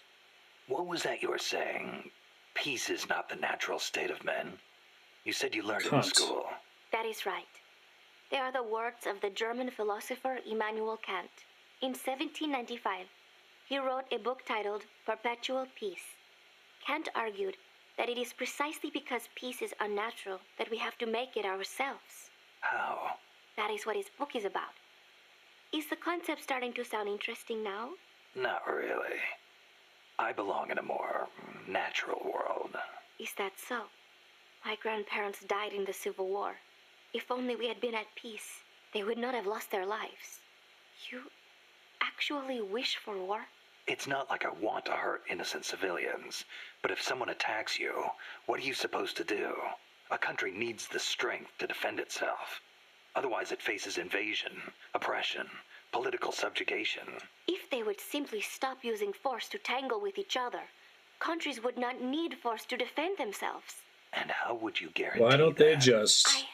Sorry, but you have to understand how the world works in order to protect the ones you love. That's not to say ideals aren't important too. They are. You are right, Snake. Thanks. Peace. That's super reasonable. Costa Rica's forests are more diverse than you might expect. Not all of them are tropical rainforests. Costa Rica is close to the equator, it is true, but it is also very mountainous. Yeah, I see what you mean. Go up 4,000 feet in elevation and the temperature drops more than 7 degrees. There are basically 3 types of forests. The lowlands are covered in tropical rainforests, the highlands by tropical cloud forests, and areas where there is a dry season have tropical dry forests. Tell me more about each one of those forests. The lowlands along the Caribbean coast are mostly covered by hot, humid tropical rainforests. What most people envision when they think of Yeah, sun. right. The closely packed trees spread their branches out at great heights to soak up the sun. Their shade makes it dark near the ground, so be careful. Of course, with so little light, few plants can grow on the ground, so it might actually be easier to walk. So even if you could photosynthesize, it wouldn't do you any good. Photosynthesize? People cannot do that. Most people, anyway. Look at that. And then there's no X button on the screen to flash, I'm literally talking about the end. Did you get it? Did you get it? Did you get it? The Development You Corporation get of to eat Costa tasty Rica, things, or yeah. CODESA, was established 2 years ago. Since President Oduber was elected this year, the state has been putting a lot more effort into development. The corporate state, so to speak.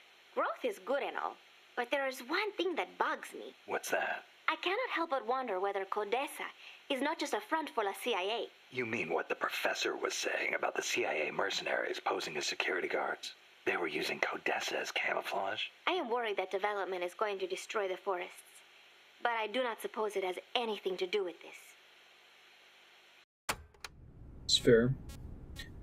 Yeah, I have a worse and worse taste in my mouth about the flashback button in Metal Gear Solid 4. I think it's like a George Lucas wet dream for the prequels to let you press the X button whenever they're doing a callback to the original trilogy, right?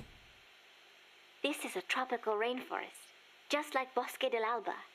The temperature and humidity can be brutal. El Senegal means place of mud. No, mud. Great. I'll watch my step. This area often gets flooded by the river. There are canals here and there carved out by water. Good places to hide. But they will also make it harder for you to see. Be careful, Snake. I like that there's often a nugget of mechanical advice in most of these, like, you're gonna leave muddy footprints. There should be a suspension bridge around there. In lowlands like this? The ground nearby is harder and higher than usual. The river cut through it, eventually creating a valley. There might be another way to get across the river somewhere. I wouldn't want to run into someone on the bridge. The valley tends to be misty, so you might not be able to see the water from up there. Fall and it will leave more than a bump. I'll be careful.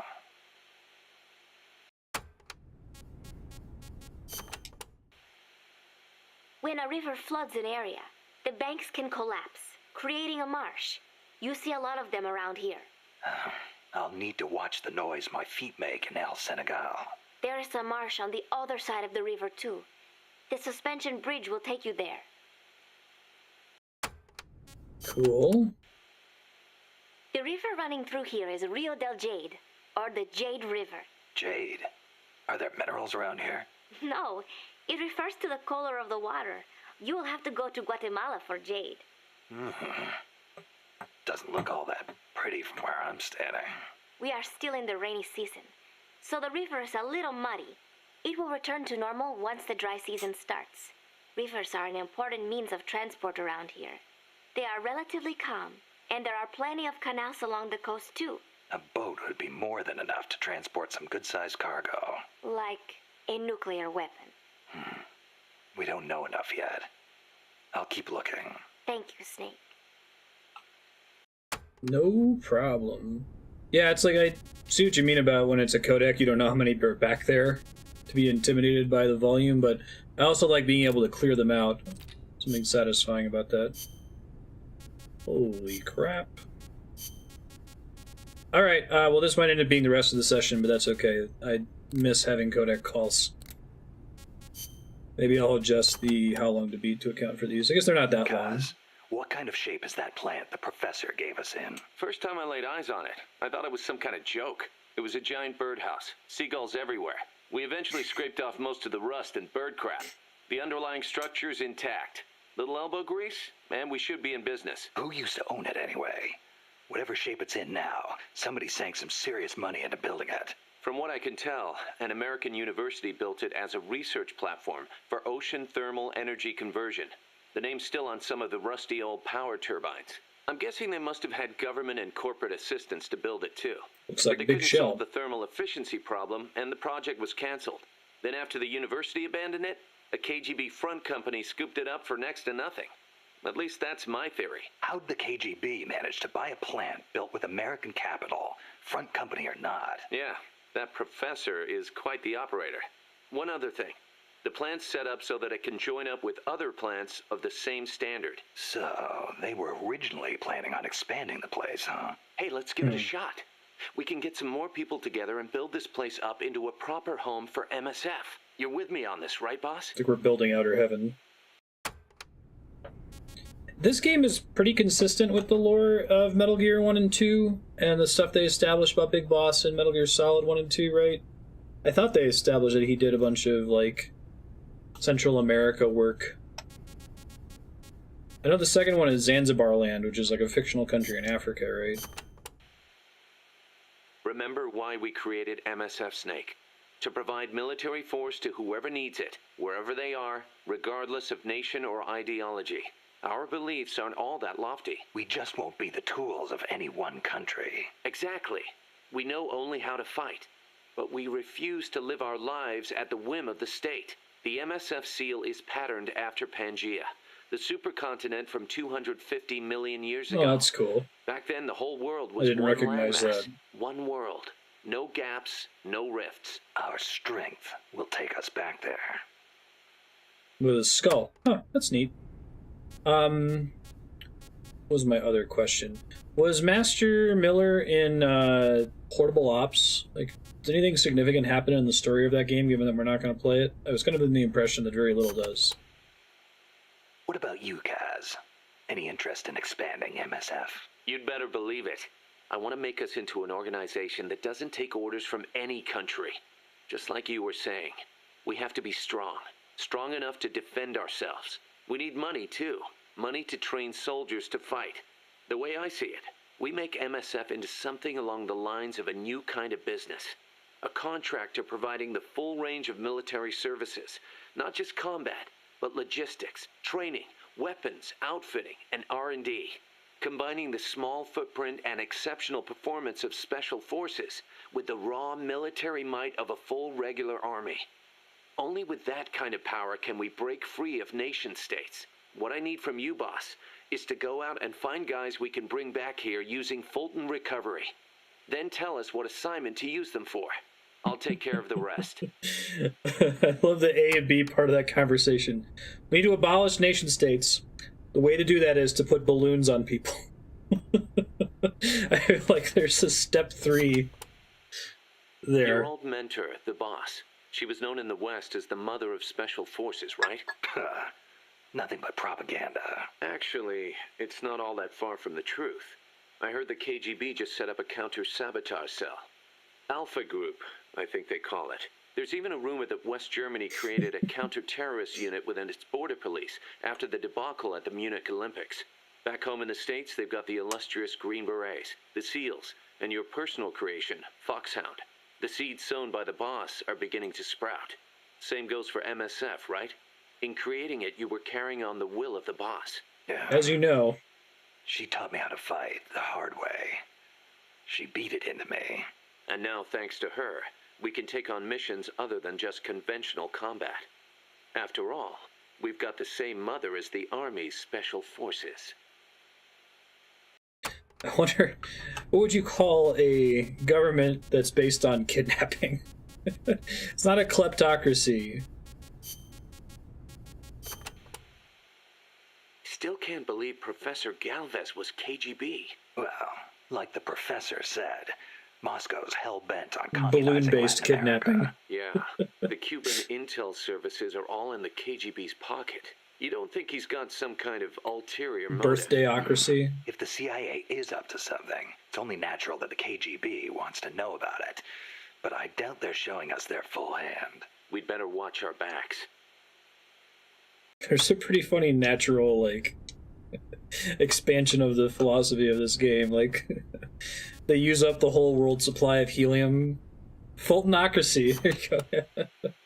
What do you think, Kaz? Why did Paz come all the way to Colombia They have to go to the herself? moon so they It's a can long keep trip to kidnapping make just to everyone. be Exhibit A in Galvez's sales pitch. She's only 16, still a kid. They should have done that instead of We Metal should Gear take her wish Survive. for peace at face value. Kidnap the world. Katamari.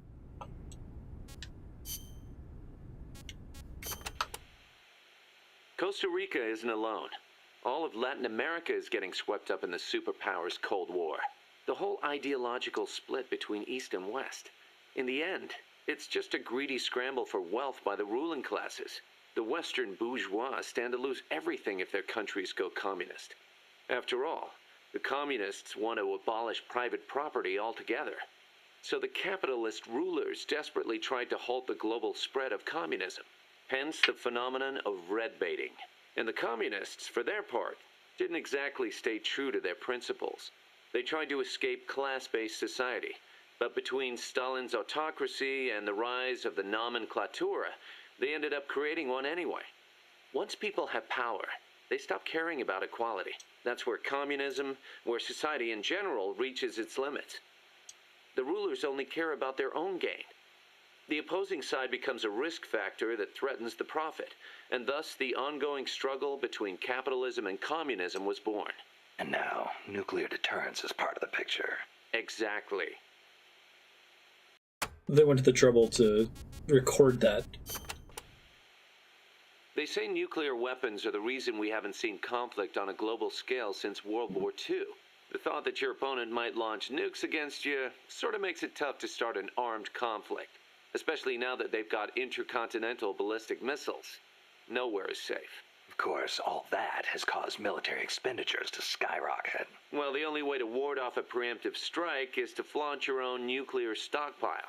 And that's caused their numbers to increase exponentially, not just with regards to destructive power, but in terms of targeting technology too.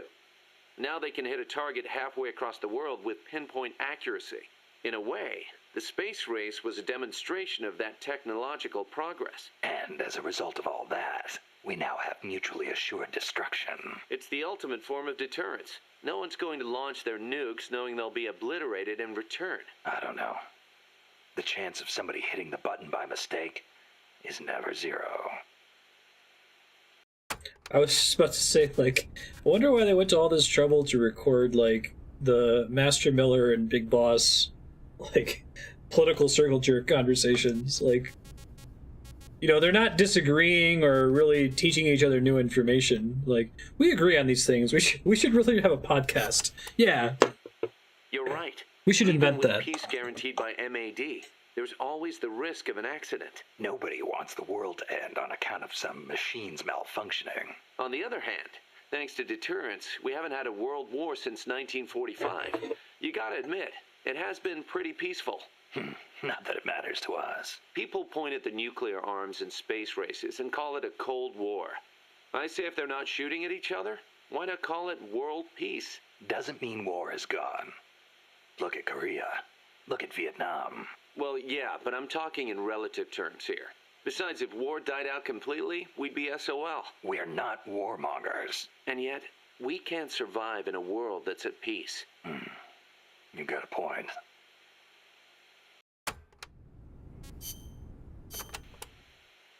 So it's been more than 10 years since the Cuban Missile Crisis, huh? I don't think we'll ever forget it. No kidding. Those 13 days starting October 15th, 1962, were probably the closest we ever came to all-out nuclear war. The Russians deployed nuclear missiles to Cuba. America responded with a naval blockade. Then Russia shot down an American spy plane. I was still a teenager back then, but I remember what it felt like to be one step away from nuclear war. The adults were freaking out. If it wasn't for the Cuban Missile Crisis, there might never have been an Operation Snake Eater. And What's the matter, Snake? It's not like you to get all hypothetical. I guess not. It was the reassessment after the missile crisis that paved the way for the hotline between Moscow and Washington, and also for détente. That's irony for you.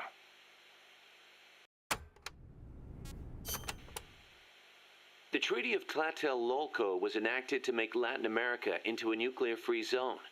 It bans the testing, use, manufacture, production, acquisition, storage, and deployment of nuclear weapons. The impetus was pretty obvious. The series of crises triggered by the deployment of nukes in Cuba. Not hard to imagine. Those 13 days had the whole world frozen in fear. Of course, the country that started it all, Cuba, hasn't actually ratified it yet. Still, the treaty's backed by over 20 countries. Anyone flouting it risks becoming an international pariah. True. Opinel would investigate, no doubt. I heard they used Japan's 3 non-nuclear principles as their model when they drew up the treaty. I think the Treaty of Tlatelolco might have been their way of asking nuclear powers not to use nukes against them. That's the biggest difference between the treaty and the 3 principles. I guess you could call it a 4th principle. I like this idea of 1970s Master Miller Big Boss podcast. You're trying to build an extra-national offshore mercenary base. Try Rocket Mortgage. With Rocket Mortgage by Quicken, anyone can build an offshore base, even you. What's the third? What, Blue Apron, Rocket Mortgage, and Audible, probably? I see Audible getting into the codec business. Its army back in, what, 1949? Pretty gutsy move for a Central American nation at the time. Yeah, well, they'd just come out of a civil war. I'm sure they were driven by a desire to avoid another tragedy like Pa said. But I think they had a more compelling reason. Army coup d'etat are a way of life in so many Latin American countries. Imagine seeing that up close. No army, no coup. Makes sense. Plus, their economy was in ruins, so they honestly didn't have any money to spend on an army anyway. Yeah, but weren't they on less than friendly terms with Nicaragua? Yeah, and in fact, There's a razor Nicaragua one, too. did end up invading. But the Civil Guard fought back, and the OAS brokered a ceasefire. The U.S. and the rest of the OAS had their back, and they used it to full advantage. For a quarter century, they survived in the powder keg of Central America. That must have taken some serious diplomacy, even if the Civil Guard is pretty decked out for a police force. Must be tough to be a country without an army. Sorry, you should use the Fulton on Iron Glass. Oh, that's awesome. Hey, Snake, mind if I ask you something? We had to get someone with a Since when really did low you start vocal asking fry. permission? So, you used to be part of a CIA paramilitary unit, right? That's right. Ever do any ops in Central America? No, not personally. But there were other units who did all kinds of stuff. I remember the Bay of Pigs invasion back in '61. The papers had a field day with it. Operation Zapata. That was the CIA code name. The whole thing went south. Then there was Che Guevara, being hunted down in Bolivia. I heard the CIA had a hand in that, too. There were several units similar to mine. MSP, SOG. They'd recruit former special forces, train them as intelligence agents, and send them on deniable covert paramilitary operations.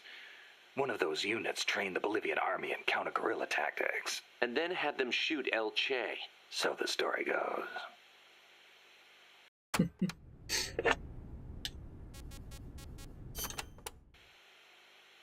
Around here, they say La CIA instead of CIA, huh?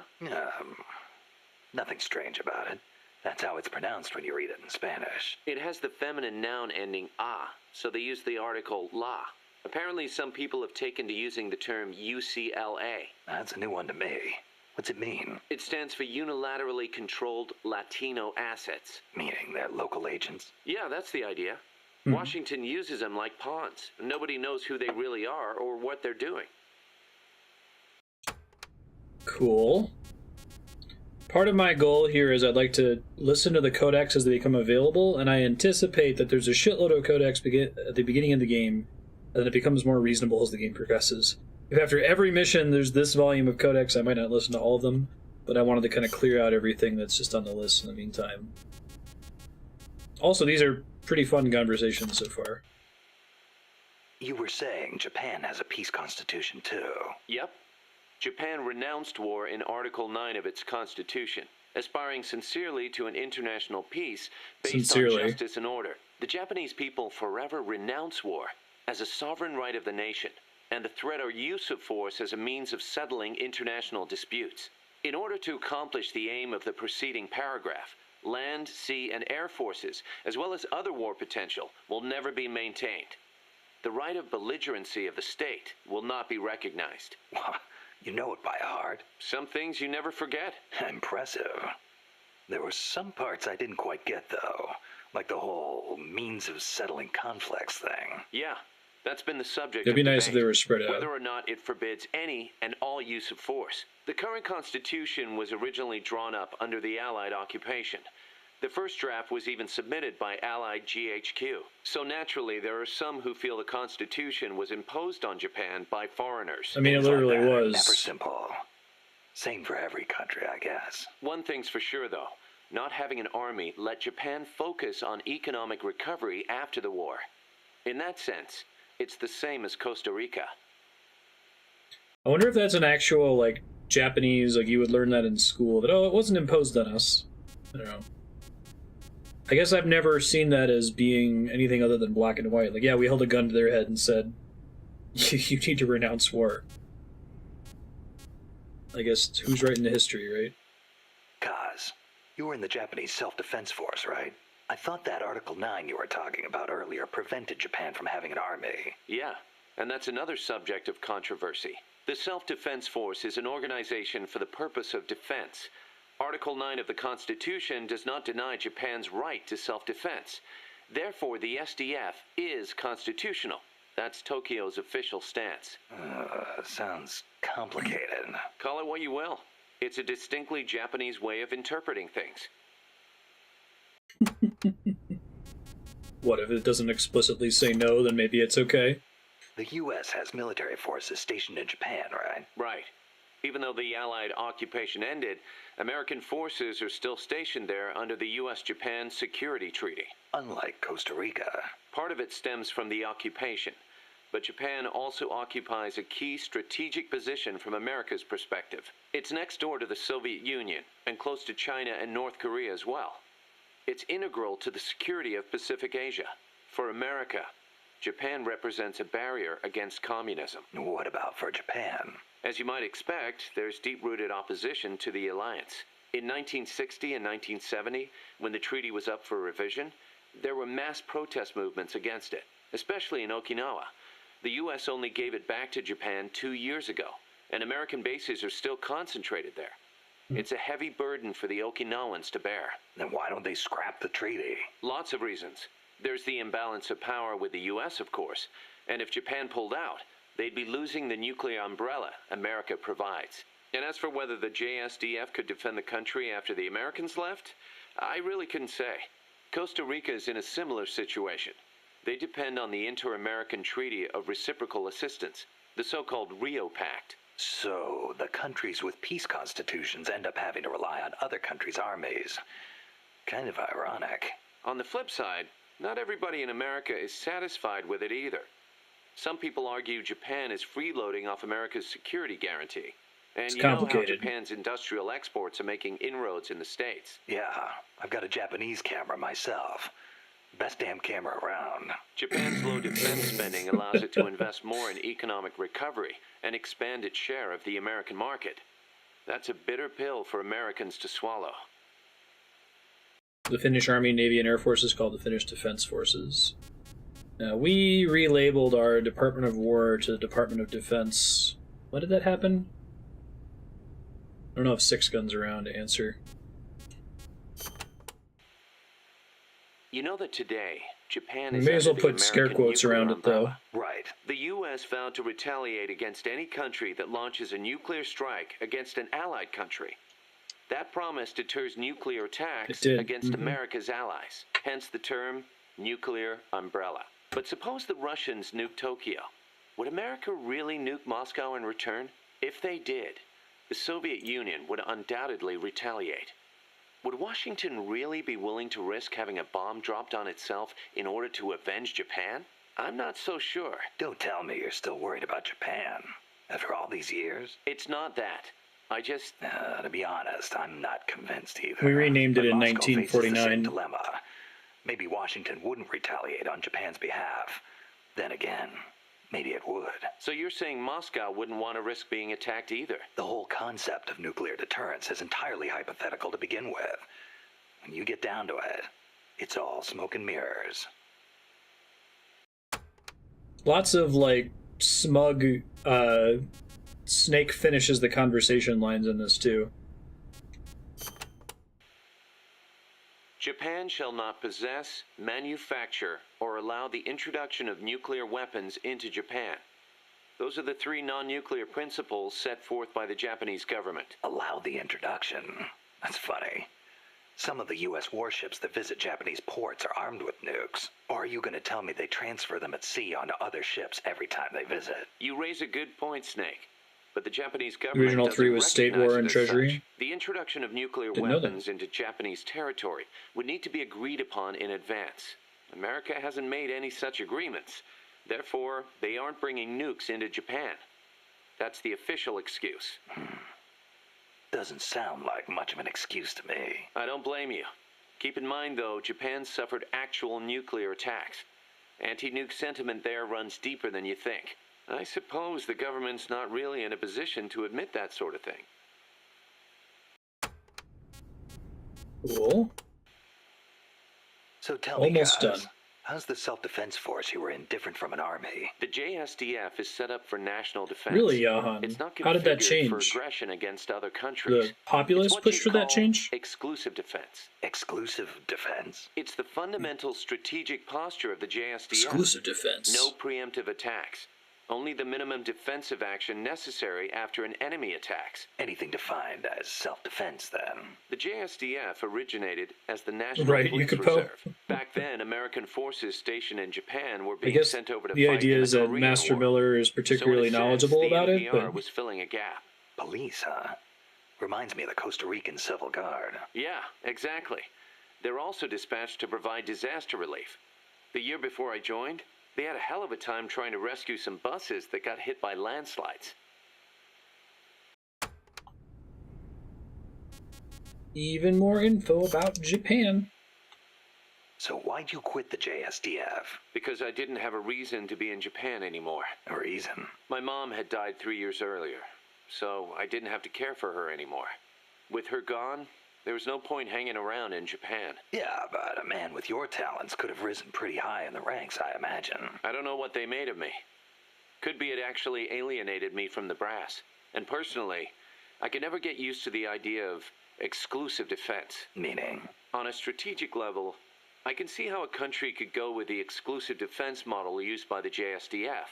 And I've got nothing against my fellow soldiers who believe in it. On a tactical level, though, it just rubbed me the wrong way. To put it simply, I was itching for a real fight. I figured. And I felt as long as I was in the JSDF, I'd never be able to stand shoulder to shoulder with my father, who was in the U.S. Army. Seeing Yukio Mishima's suicide didn't help either. Yukio Mishima, the guy who wrote The Temple of the Golden Pavilion. The way he questioned the status quo hit home with me. Not that I admired his vision or Big anything. Boss is well read. But it did get me thinking, that's for sure. I actually don't know anything about Yukio Mishima. Is anyone in chat privy?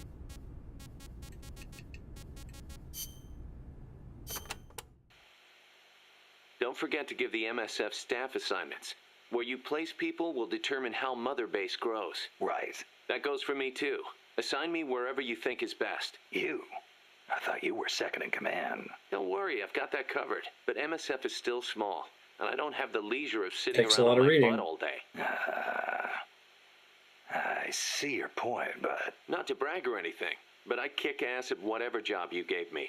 Put me in the area you want to focus on developing most. I'll take real good care of the staff there. Easy, cuz. Something that's fun is that, you know, the majority of these are cool random lore shit about Japan, which has nothing to do with the game. But, like, the ones that you would expect to be boring that are meant to be instructive, he almost always has fun with them, Kojima. Life's funny sometimes, isn't it? What brought that on? We Oh, first you. met as Okay. enemies on the battlefield. And now here we are fighting side by side. You mean Columbia? Yeah. After I quit the JSDF, I made my way there and got myself a position as a drill sergeant for a band of revolutionaries, despite the fact that I'd never seen a day of combat. I see you had the gift for talking business in Spanish even back then. Oh, come on, stop it. You're making me blush. Unlucky for me, though, you were in the service of the Colombian Army. I remember it like it was It really is a yesterday. podcast intro, It right? all happened in an instant. You guys ambushed us, and half my How'd unit you guys was meet? taken out. My mind went totally blank. I couldn't keep it together. My whole unit was wiped out. Tagged a balloon to my I was leg. left half dead from a bomb blast. Then, as I was leaving, you yelled out at me. I came all the way from Japan to be here. My place is on the battlefield. Then you asked for my help, saying, I want to be the one to end it. I remember being surprised that there were still samurai in Japan. You guys came over to me. I had a grenade hidden under me, but even then you were too fast. The second I pulled the pin, you grabbed the hand I was using to hold the grenade with both palms. I didn't want it to go off. I'd heard samurai were a proud bunch. I wanted to know why one of them would stoop so low as to try to take his opponent with him. And I said, I'll never lose again. We'll never lose again. Yeah. You like We'll cuss do whatever it takes. Master but we'll Miller, never be Helen? beaten again. That's awesome. Then, I passed out from the blood loss. When I woke up, I was in your camp's infirmary, stuck full of tubes. Why'd you save me?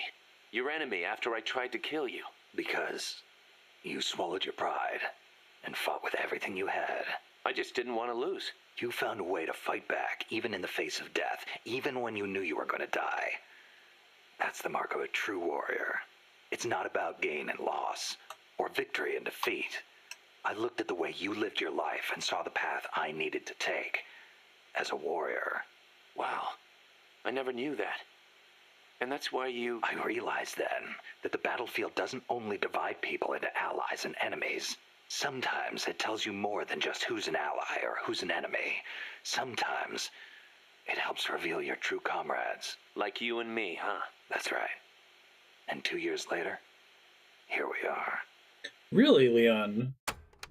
Wow, that's crazy. Did he self-immolate? Is that how he committed suicide? I'm excited to play Phantom Pain for the first time, Helena. I've been a pretty hardcore Metal Gear Solid fan, but MGS4 bummed me out so much that I ended up never trying Peace Walker or 5. I'm really liking Peace Walker so far, especially compared to 4. I'm also really impressed that Robin Atkin Downes, the voice of Master Miller, it sounds like he listened to Cam Clark's performance of him in MGS1 because he sounds really close. Sounds like he could be a younger version of him. You've probably heard this a million times, Snake, but you should always avoid combat with the enemy when possible. Right. We're outnumbered and in unfamiliar territory. We won't survive long in a straight fight, even with you on our side. I know. Avoiding combat is rule number 1 in a sneaking mission. That's right. Don't let the enemy know where you are, and attack only when necessary, using hit-and-run tactics to cripple them. It's the essence of guerrilla warfare. Committed seppuku. After a speech, the soldiers inciting the revolt was jeered at and rejected. Wow. Can I ask you a favor, Snake? If you ask nicely. To make MSF bigger, we need to do some recruiting. Yeah. What's your point? I want you to avoid killing enemy soldiers as much as possible and send them back using Fulton recovery. Not much we can do with a corpse except give it a funeral. Obviously. Put him to sleep, knock him out, hold him up even. And if you do have to fight... Oh, you can send him up while you're holding him up? That's funny. Dead. And then use the full recovery system. Sounds easy enough. You know what would be really nice, though? If we had a way to Fulton recover anybody at any time.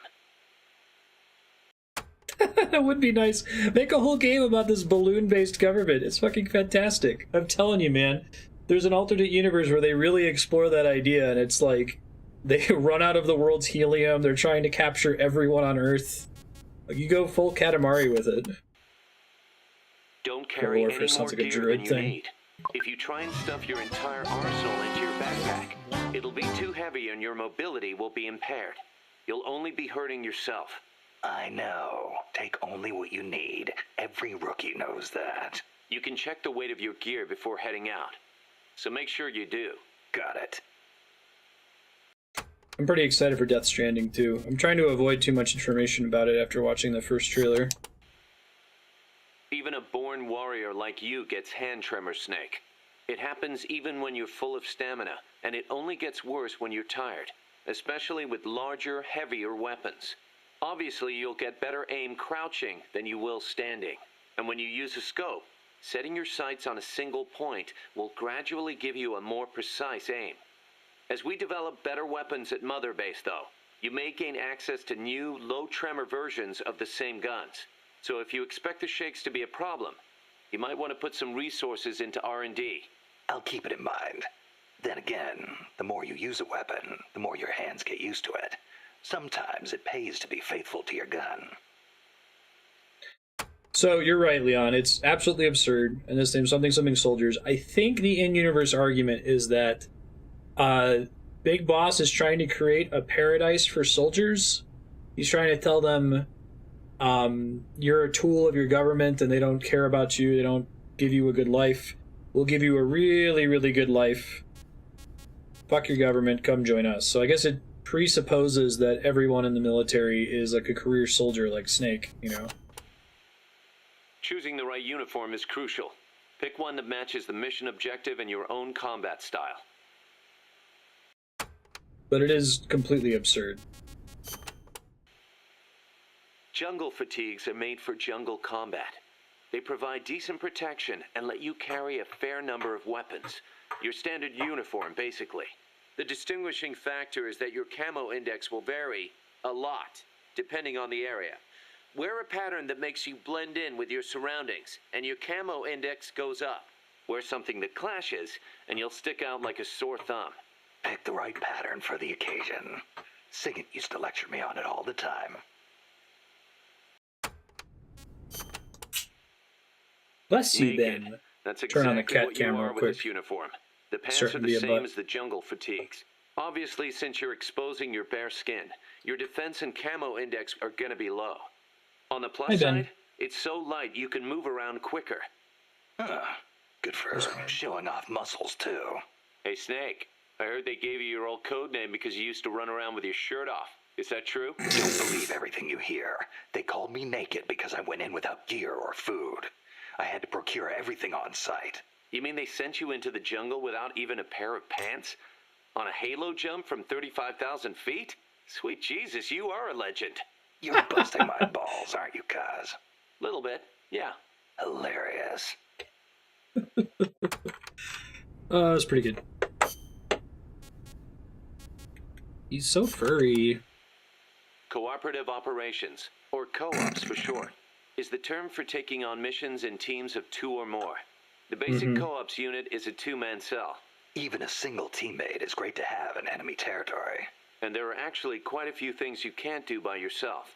You can help each other climb walls, divide up mission roles. On the other hand, if one of you is spotted, the other one's screwed too. And it's kind of tough for 2 people to hide in one small space. Good point. But what's more important than anything is how close you are to your comrades. Well said. Working as a 2-man cell can make the mission easier or harder, depending on how well you work together. It's also good to note that if you've got a clear, specific objective, it can be to your advantage to use an even bigger team. That said, teams of 3 or more run a much greater risk of being spotted. Yeah. In a sneaking mission, the fewer people you have, the easier it is to get around. So, did anyone play Peace Walker right when it came out, and did it have a pretty active co-op community? That actually sounds kind of fun if it's done well. I can also see it being awful. In co-ops, you can Easy to trade grief. weapons and equipment with your teammates. What You was can it like? also display your teammates' inventories from your weapon or equipment menu. Ammo is shared too, of course. Ammo, sure. How about life? That also shared. Oh, you could do like local You all co-op? sink or swim together. Your teammate dies, you die. You need to be within a certain distance of each other to swap items. Yeah, I know. Oh, that's I've been cool. in this business so long I can virtually see that distance. Looks kind of like a ring in my head. That's why you're the boss. Okay, we'll call it the co-op ring. And entering the ring will be called going co-op in. That's funny. I love it. Yeah, there's a lot of cool DS, 3DS era features that are really designed for like everybody's a gamer and everybody uses the public transportation, right? I imagine that's true for the PSP as well. Another thing. During a mission, you can assume what we'll call the snake formation. Same as your code name, but probably not standard operating procedure for a guy who specializes in going solo. Damn right. There's only room for one snake. In co-ops, though, it's a highly Hi, Marty. effective formation. The signal for snake formation is to tap your teammate on the shoulder. Can't form up until you're close enough to reach out and touch someone. Entering snake formation is called going snake in. When you're snake in, the soldier at the front of the line controls movement. The soldiers in back focus on scouting and attack.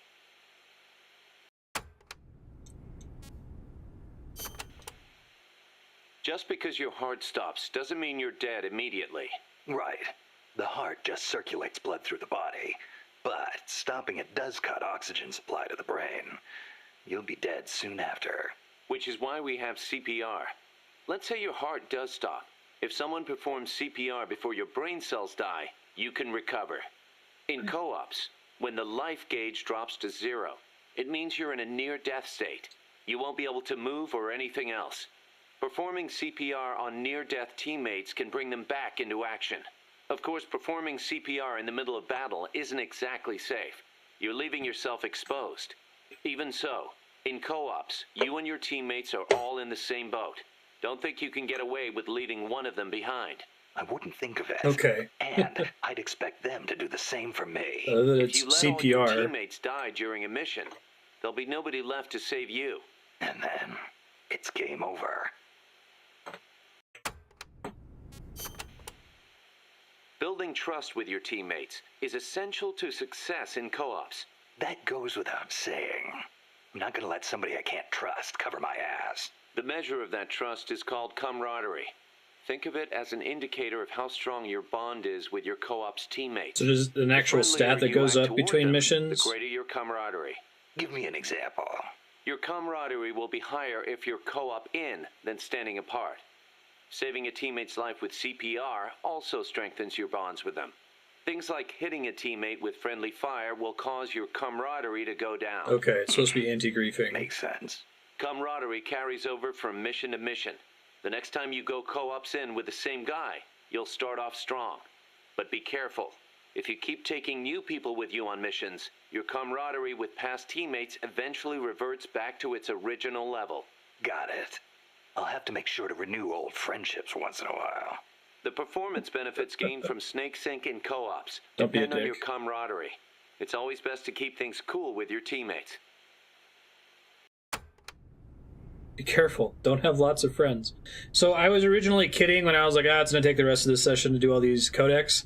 But it's going to get pretty close because it keeps adding little sub-codecs along the way. It's okay. We're clearing them now. And then later we'll listen to them as they pop up. Stand still when you're snake in, and you and your teammates will start to get in sync. In sync? That's right. Stay still together and you'll enter snake sync mode. The synergy will give you a boost in performance. You'll move faster, recover faster, and have better camouflage. In other words, we're at our best when we're in the same groove. You got it. If you've got a big task ahead, can't hurt to take some time to get in sync. Like I said before, the benefits you get from snake sync depend on your camaraderie. I hear ya.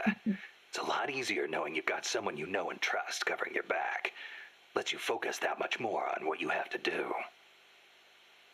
I'm surprised they didn't go over all the obvious snake in jokes, right? If camaraderie represents how much your teammates trust you, then heroism shows how high your reputation is. Across different characters. That's right, heroism. Your reputation affects your ability to recruit new members to MSF. With higher heroism, it won't take as long to convince guys to join our cause and send them back by Fulton recovery. So, how do I get this heroism thing to go up? Lots of ways. Complete tough missions, avoid unnecessary bloodshed, and don't get caught by the enemy like a deer in headlights, or you'll never be heroic. Also, getting out there and attacking the enemy in co-ops will boost your reputation among your teammates. Of course, it'll get the enemy gunning right for you, too. But don't sweat it. Be yourself. Be the boss. From where I'm standing, you're plenty heroic already. Aw, thanks, Miller.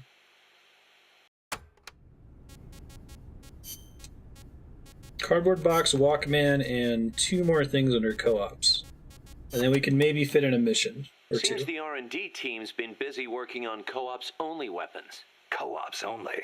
Like a gun with extreme firepower, but only when 2 people fire it at once. I hear it's still in the concept stage. I know some rocket launchers need 2 people to operate, but a co-ops only weapon.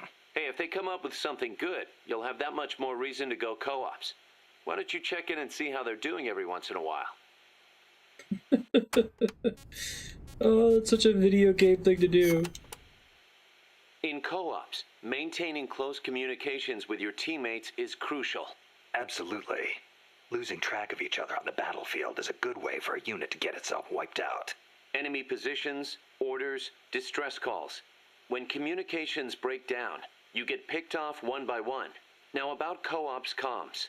Co-ops comms? It's a radio system for communicating Metal with Gear. co-ops teammates. First, press the Start button to open the menu. Then select Co-ops Comms. After that, press one button to choose a category. It's like some preset then messages. another button to select Okay. the actual message. So basically, you use different combinations. I might of try to buttons see to if send there's anyone different playing. I messages. imagine the only people playing are people super hardcore about You this can set game. which messages go with which buttons during mission prep. Sounds like it's going to be a pain to send messages until I get used to it. Then why don't you assign Co-ops Comms to the Select button? That should make things a little quicker and easier. Just go to Select button under Options. I'll give it a try. Actually, if anyone owns this for PS3 and would be interested in trying to do that, probably next week, not today. But it would be next week, Thursday, if you own the Metal Gear Solid HD collection on PS3 and you would be down to try a couple of co-ops missions, shoot me a whisper or a Discord DM. I would like to see how they play out. Snake, you familiar with the Japanese word kotodama? Kotodama. Unfortunately, there's no direct equivalent in English.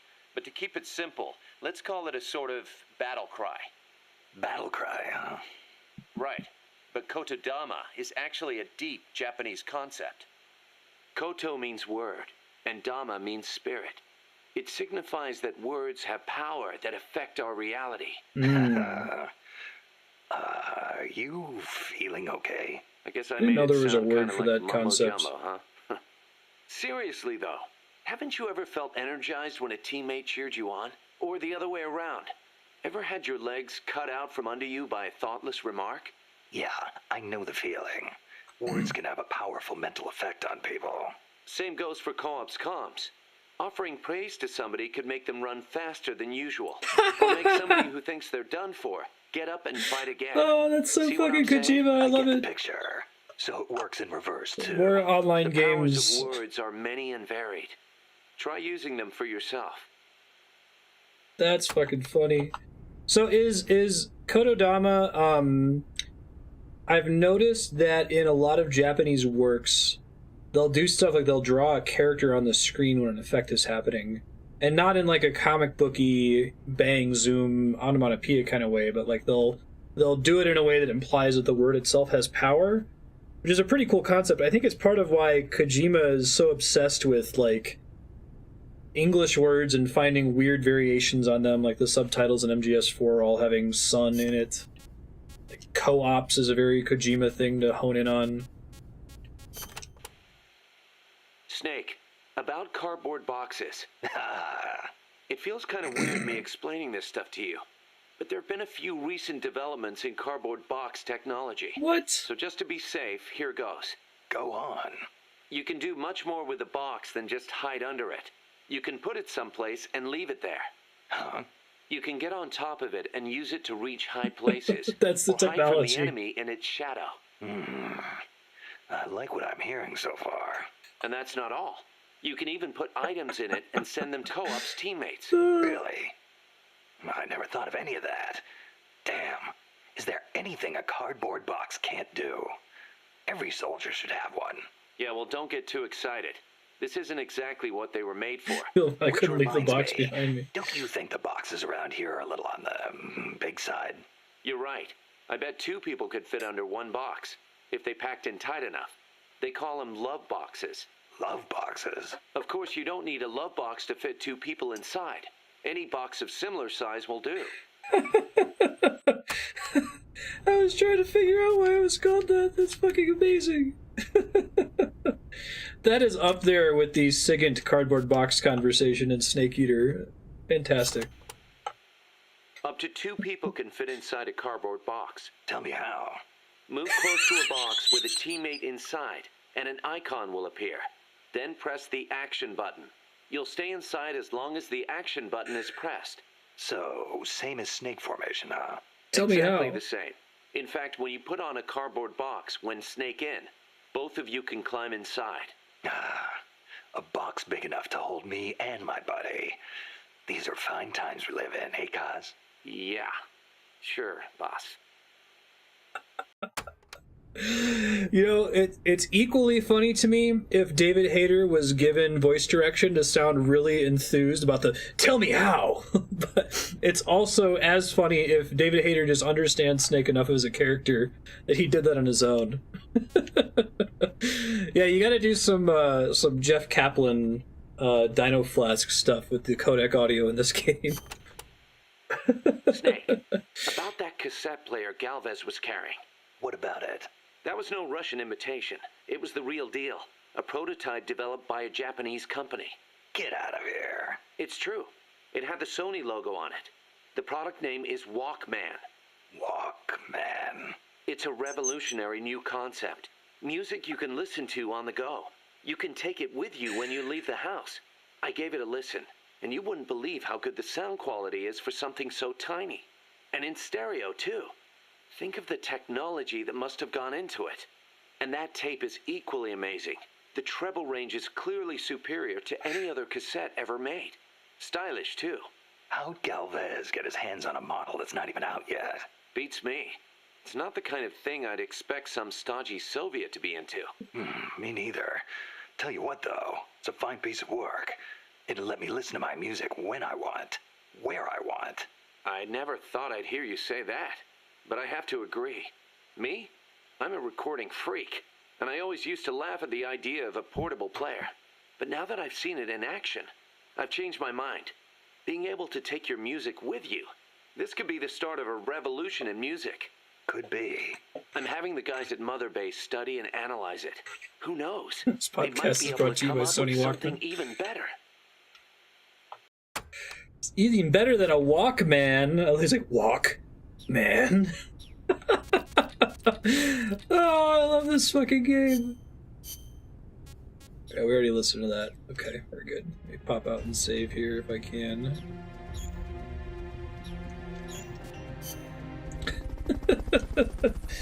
This game is delightful. Like, I think that's a big part of it too, is that you play Metal Gear Solid 1, 2, and 3, and you spend a lot of it delighted. Sometimes confused, but goofy confused, right?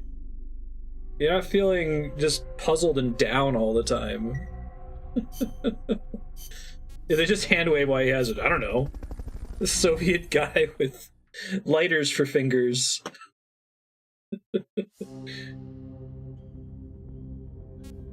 He has the new experimental Walkman. Snake, I rigged that radio.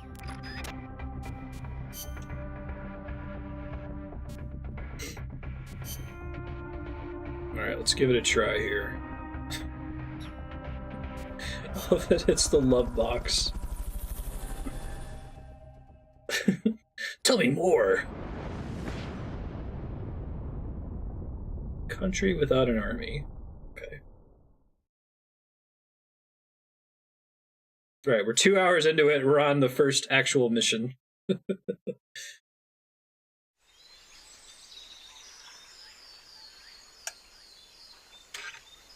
Hi, Ben. Head for the FSLN boathouse. It's northwest of there.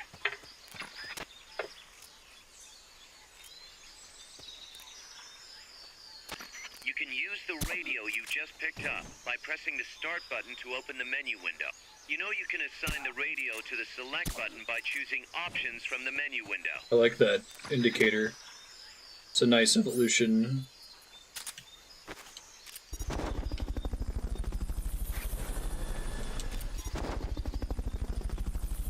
It's a really nice evolution of the Fulton recovery subject confirmed onboard system. helicopter. Fulton recovery helicopter is complete. I didn't like not knowing how much damage I was doing to regular enemies, especially when it came to like melee and tranking. So that's super nice. Where can I go to radio again? Is it in here? This is Miller, hearing you loud and clear. You know you can assign the radio to the select button by choosing options from the menu window. Yeah, I think I'll do that actually. You're doing great, Snake. Peace. Yeah, non-lethal way to permanently remove somebody. Can I, do I have to craft additional Fultons? Is that how that works? Not enough room, huh? We'll keep it here at the base. DMZ. That area is not part of the mission. The boathouse is to the east. Head eastward.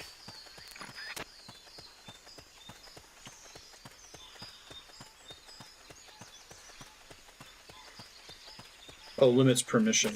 That's outside the scope of this mission. Gotcha. I think I want to do that first. Well, this is west, but, you know, whatever, dude.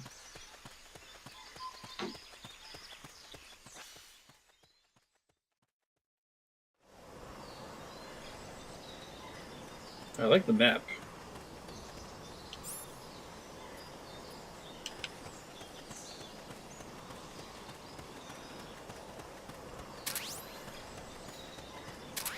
The gameplay loop in this game is actually really satisfying. If 5 is anything like this, I'm excited, even more excited to play it. It's pretty different from Portable Ops, like it feels a lot tighter. There's a lot of player feedback, which maybe, it's been a while since I played Portable Ops, but I don't remember it being quite so tight on the player feedback. It required you to do a lot of frustrating maintenance, the attention burden was high.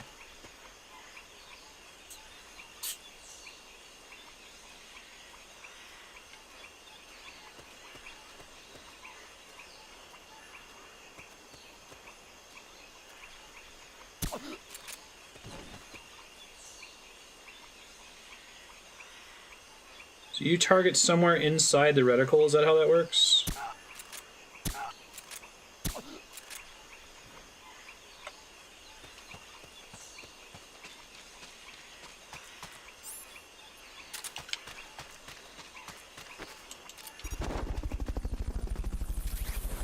I love how the guards don't see that happening either.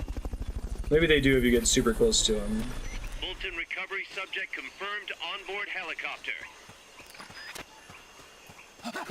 Do you have to wait for that indicator to be able to confirm that, like, to go finish the mission, basically? I love how smooth it is, too. Like, it's definitely aiming for a much faster paced gameplay. Now, is the enemy AI really, really good in 5? I understand that this one's pretty forgiving because it's for the PSP. And I imagine it's less forgiving, but I feel like it being forgiving is part of what makes it fun. Should be close by.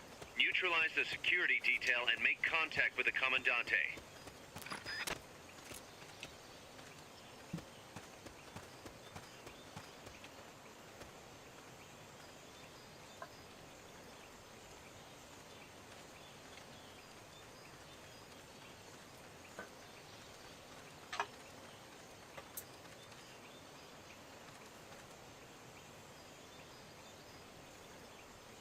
They can see the Fulton balloons. Let's see.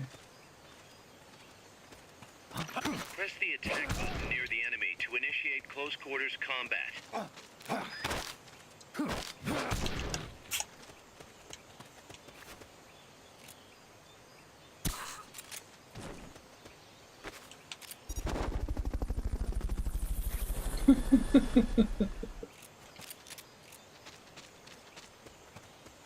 Fulton recovery helicopter is complete. Oh boy. I like how it gives you a really built-in reward for playing non-lethally too. Like, you don't really feel that reward in the rest of the Metal Gear Solid games.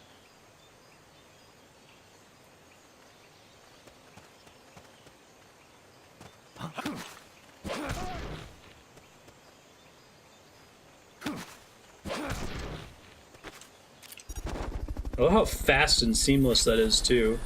It doesn't really need to be that fast. It can make you work for it a little bit. I'm just gonna toss it on there and move on with your life. It's great.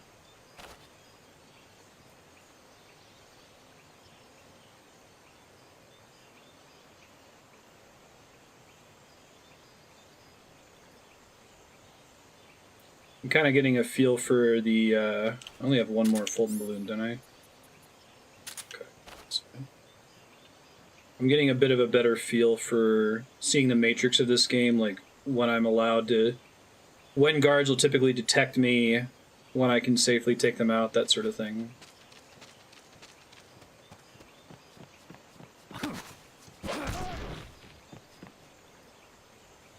I love that you can knock them down a second time, too. That's really great. Like, you can immediately CQC them as they're getting up, which is really annoying. They had iframes for such a long time. Fulton recovery subject confirmed onboard helicopter. Okay. Officially can't Fulton anymore, guys. So I gotta play it safe here. Yes, you are.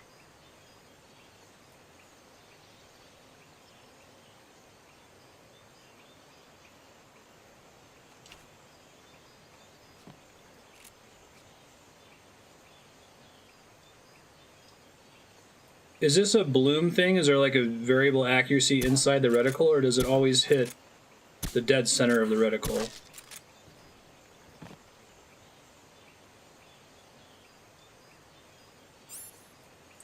Oh, the analyzer lets you see guard stats. Okay. I was wondering where it was. I have to equip it though, don't I?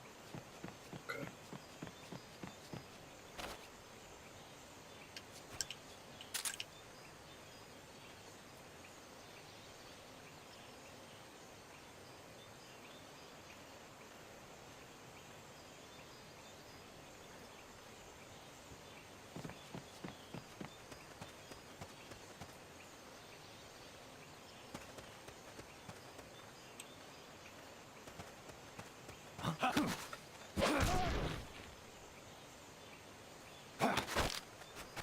Start talking.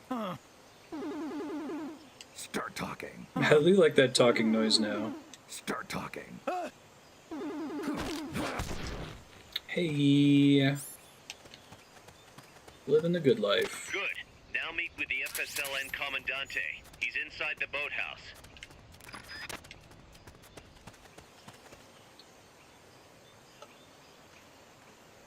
Rad. He defaults using the assault rifle. That's not how I play this game. I go judo everybody and put a balloon on him.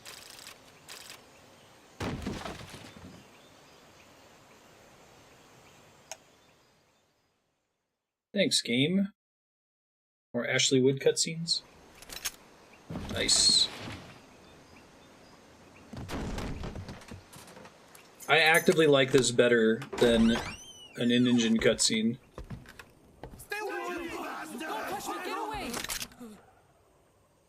¿Quién es? Eche? No way. What do we do? Sandinistas, right? I'm looking for someone. Mi viejo! Shh! He's dead. They killed nuestro viejo. You're his daughter. Then that makes you his delegado, right? Relax, I'm not your enemy. Cuban. I love the sound, too. A cigar? I'll take whatever you've got. I owe you one. But I prefer cigarettes, you know. How do I look? A little like El Che, Valenciano. You Cubano? Colombiano, a photographer. I came to Costa Rica to take pictures of birds. Birds? Yeah, quetzals. You've got no telephoto lens. How do you get your shots? Telephotos for amateurs. It's all in the timing. Oh. Let me smoke too. We can talk until I finish this. Oh, this game is great. Tell me what's going on here. This place is crawling with soldiers. They don't look like private security, more like hired guns. They're loaded with the latest gear from all over the world. I heard they're a security force hired by Codesa. Yeah, and I'm Papa Noel. Those guys are UCLA's. UCLA's? La CIA? I saw them setting up shop in town. They're planning Unilaterally to be controlled here, Latino assets. If that's the case, what are they after? Whatever it is, it's not us. You don't think they're here to push you back into Nicaragua? Impossible. Too much hardware. Too many bases. Didn't you see? They've got helicopters, tanks. It's like we're in Da Nang. There must be something else. They have a base near here. There's a factory to the north, across a suspension bridge. Factory to the north, across a bridge. Have you seen the big transport boat? Mercenary crew on the Rio del Jade. You mean the barge? Thought it was supposed to be Rio del Jade. Up toward Irasu. Any idea what's on it? I could introduce you to some of our compas up there. But I don't recommend going to the mountains. We've lost a lot of people there. They take us captive, torture us for information about our compas, and then they kill us like pigs. Got it. All right. This was our last hideout, the final refuge for El Frente, after being pushed out of Nicaragua and into this peaceful paradise of Costa Rica. Then, El Monstruo attacked. El Monstruo? A monster. Y mi viejo.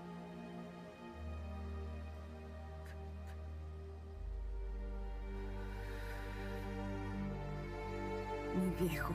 Papá. He was la esperanza. Our hope.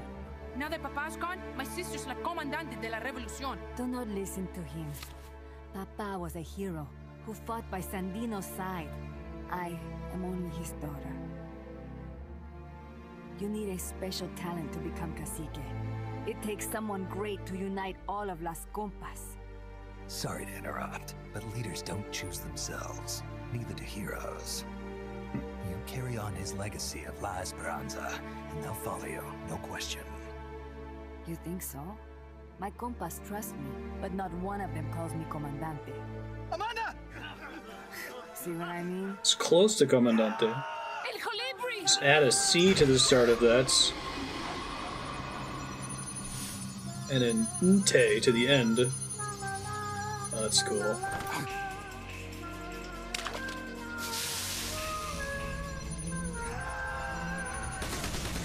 Is that a Metal Gear? I like the on-screen onomatopoeia. Oh no. It's not a walking. Wait, maybe it is. Does it have legs? Get down!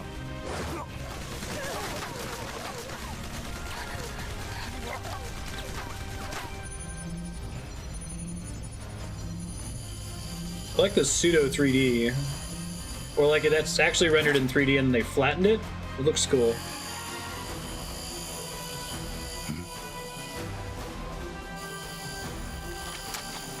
Oh, cool. Oh, my controller died. Son of a bitch.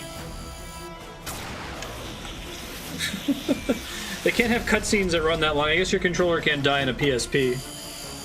It's just from me not pressing anything, not because of anything else.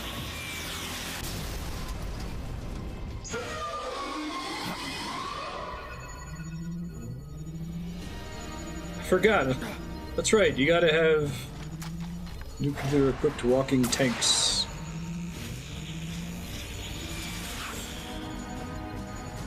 What the hell? Es un hombre nuevo, an unmanned weapon, a robot.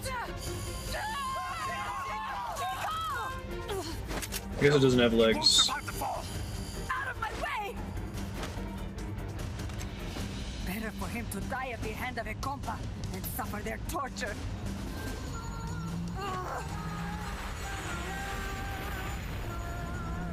Stay here. What are they singing? It's interesting. Over here! Find Chico! Dude, that was so much cooler than that if it was an in-engine cutscene. I just wouldn't have cared. Like, okay, whatever. I'm appreciating the art and the camera angles and kinetic typography. Cool stuff. Very nice. Huh. Wonder why I only got an A. Clear time, maybe?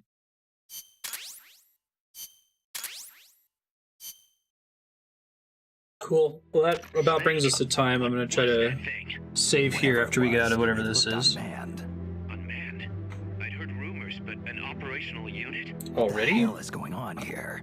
Not to quote Amanda, but the hardware they've got here isn't just unusual. It's This will explain how Snake gets his hands on a Metal Gear. It's nukes. So the question now I really like this game so far. It's Can't make fantastic. that call yet. We need more intel. How? Our source is dead. But his daughter isn't. It's got a good core gameplay loop. It's got a good progression method. It's got silly Kojima comedy. Roger.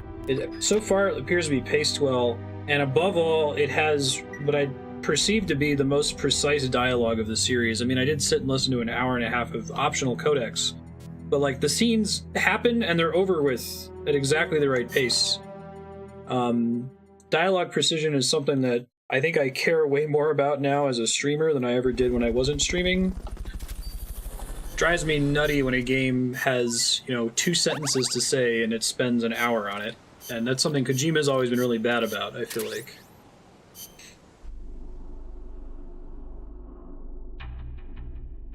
Suffer from MGS3 syndrome. Yeah, I'm sad. I'm simultaneously sad I didn't experience this when it came out, and glad that I get to do it blind on stream. I'm sure it's kind of fun. Okay, thanks everybody for hanging out, as always. I'll give you a heads up for what's coming up for tomorrow and for next week. And also for Sunday, we unlock the Jade and Chiptune stream.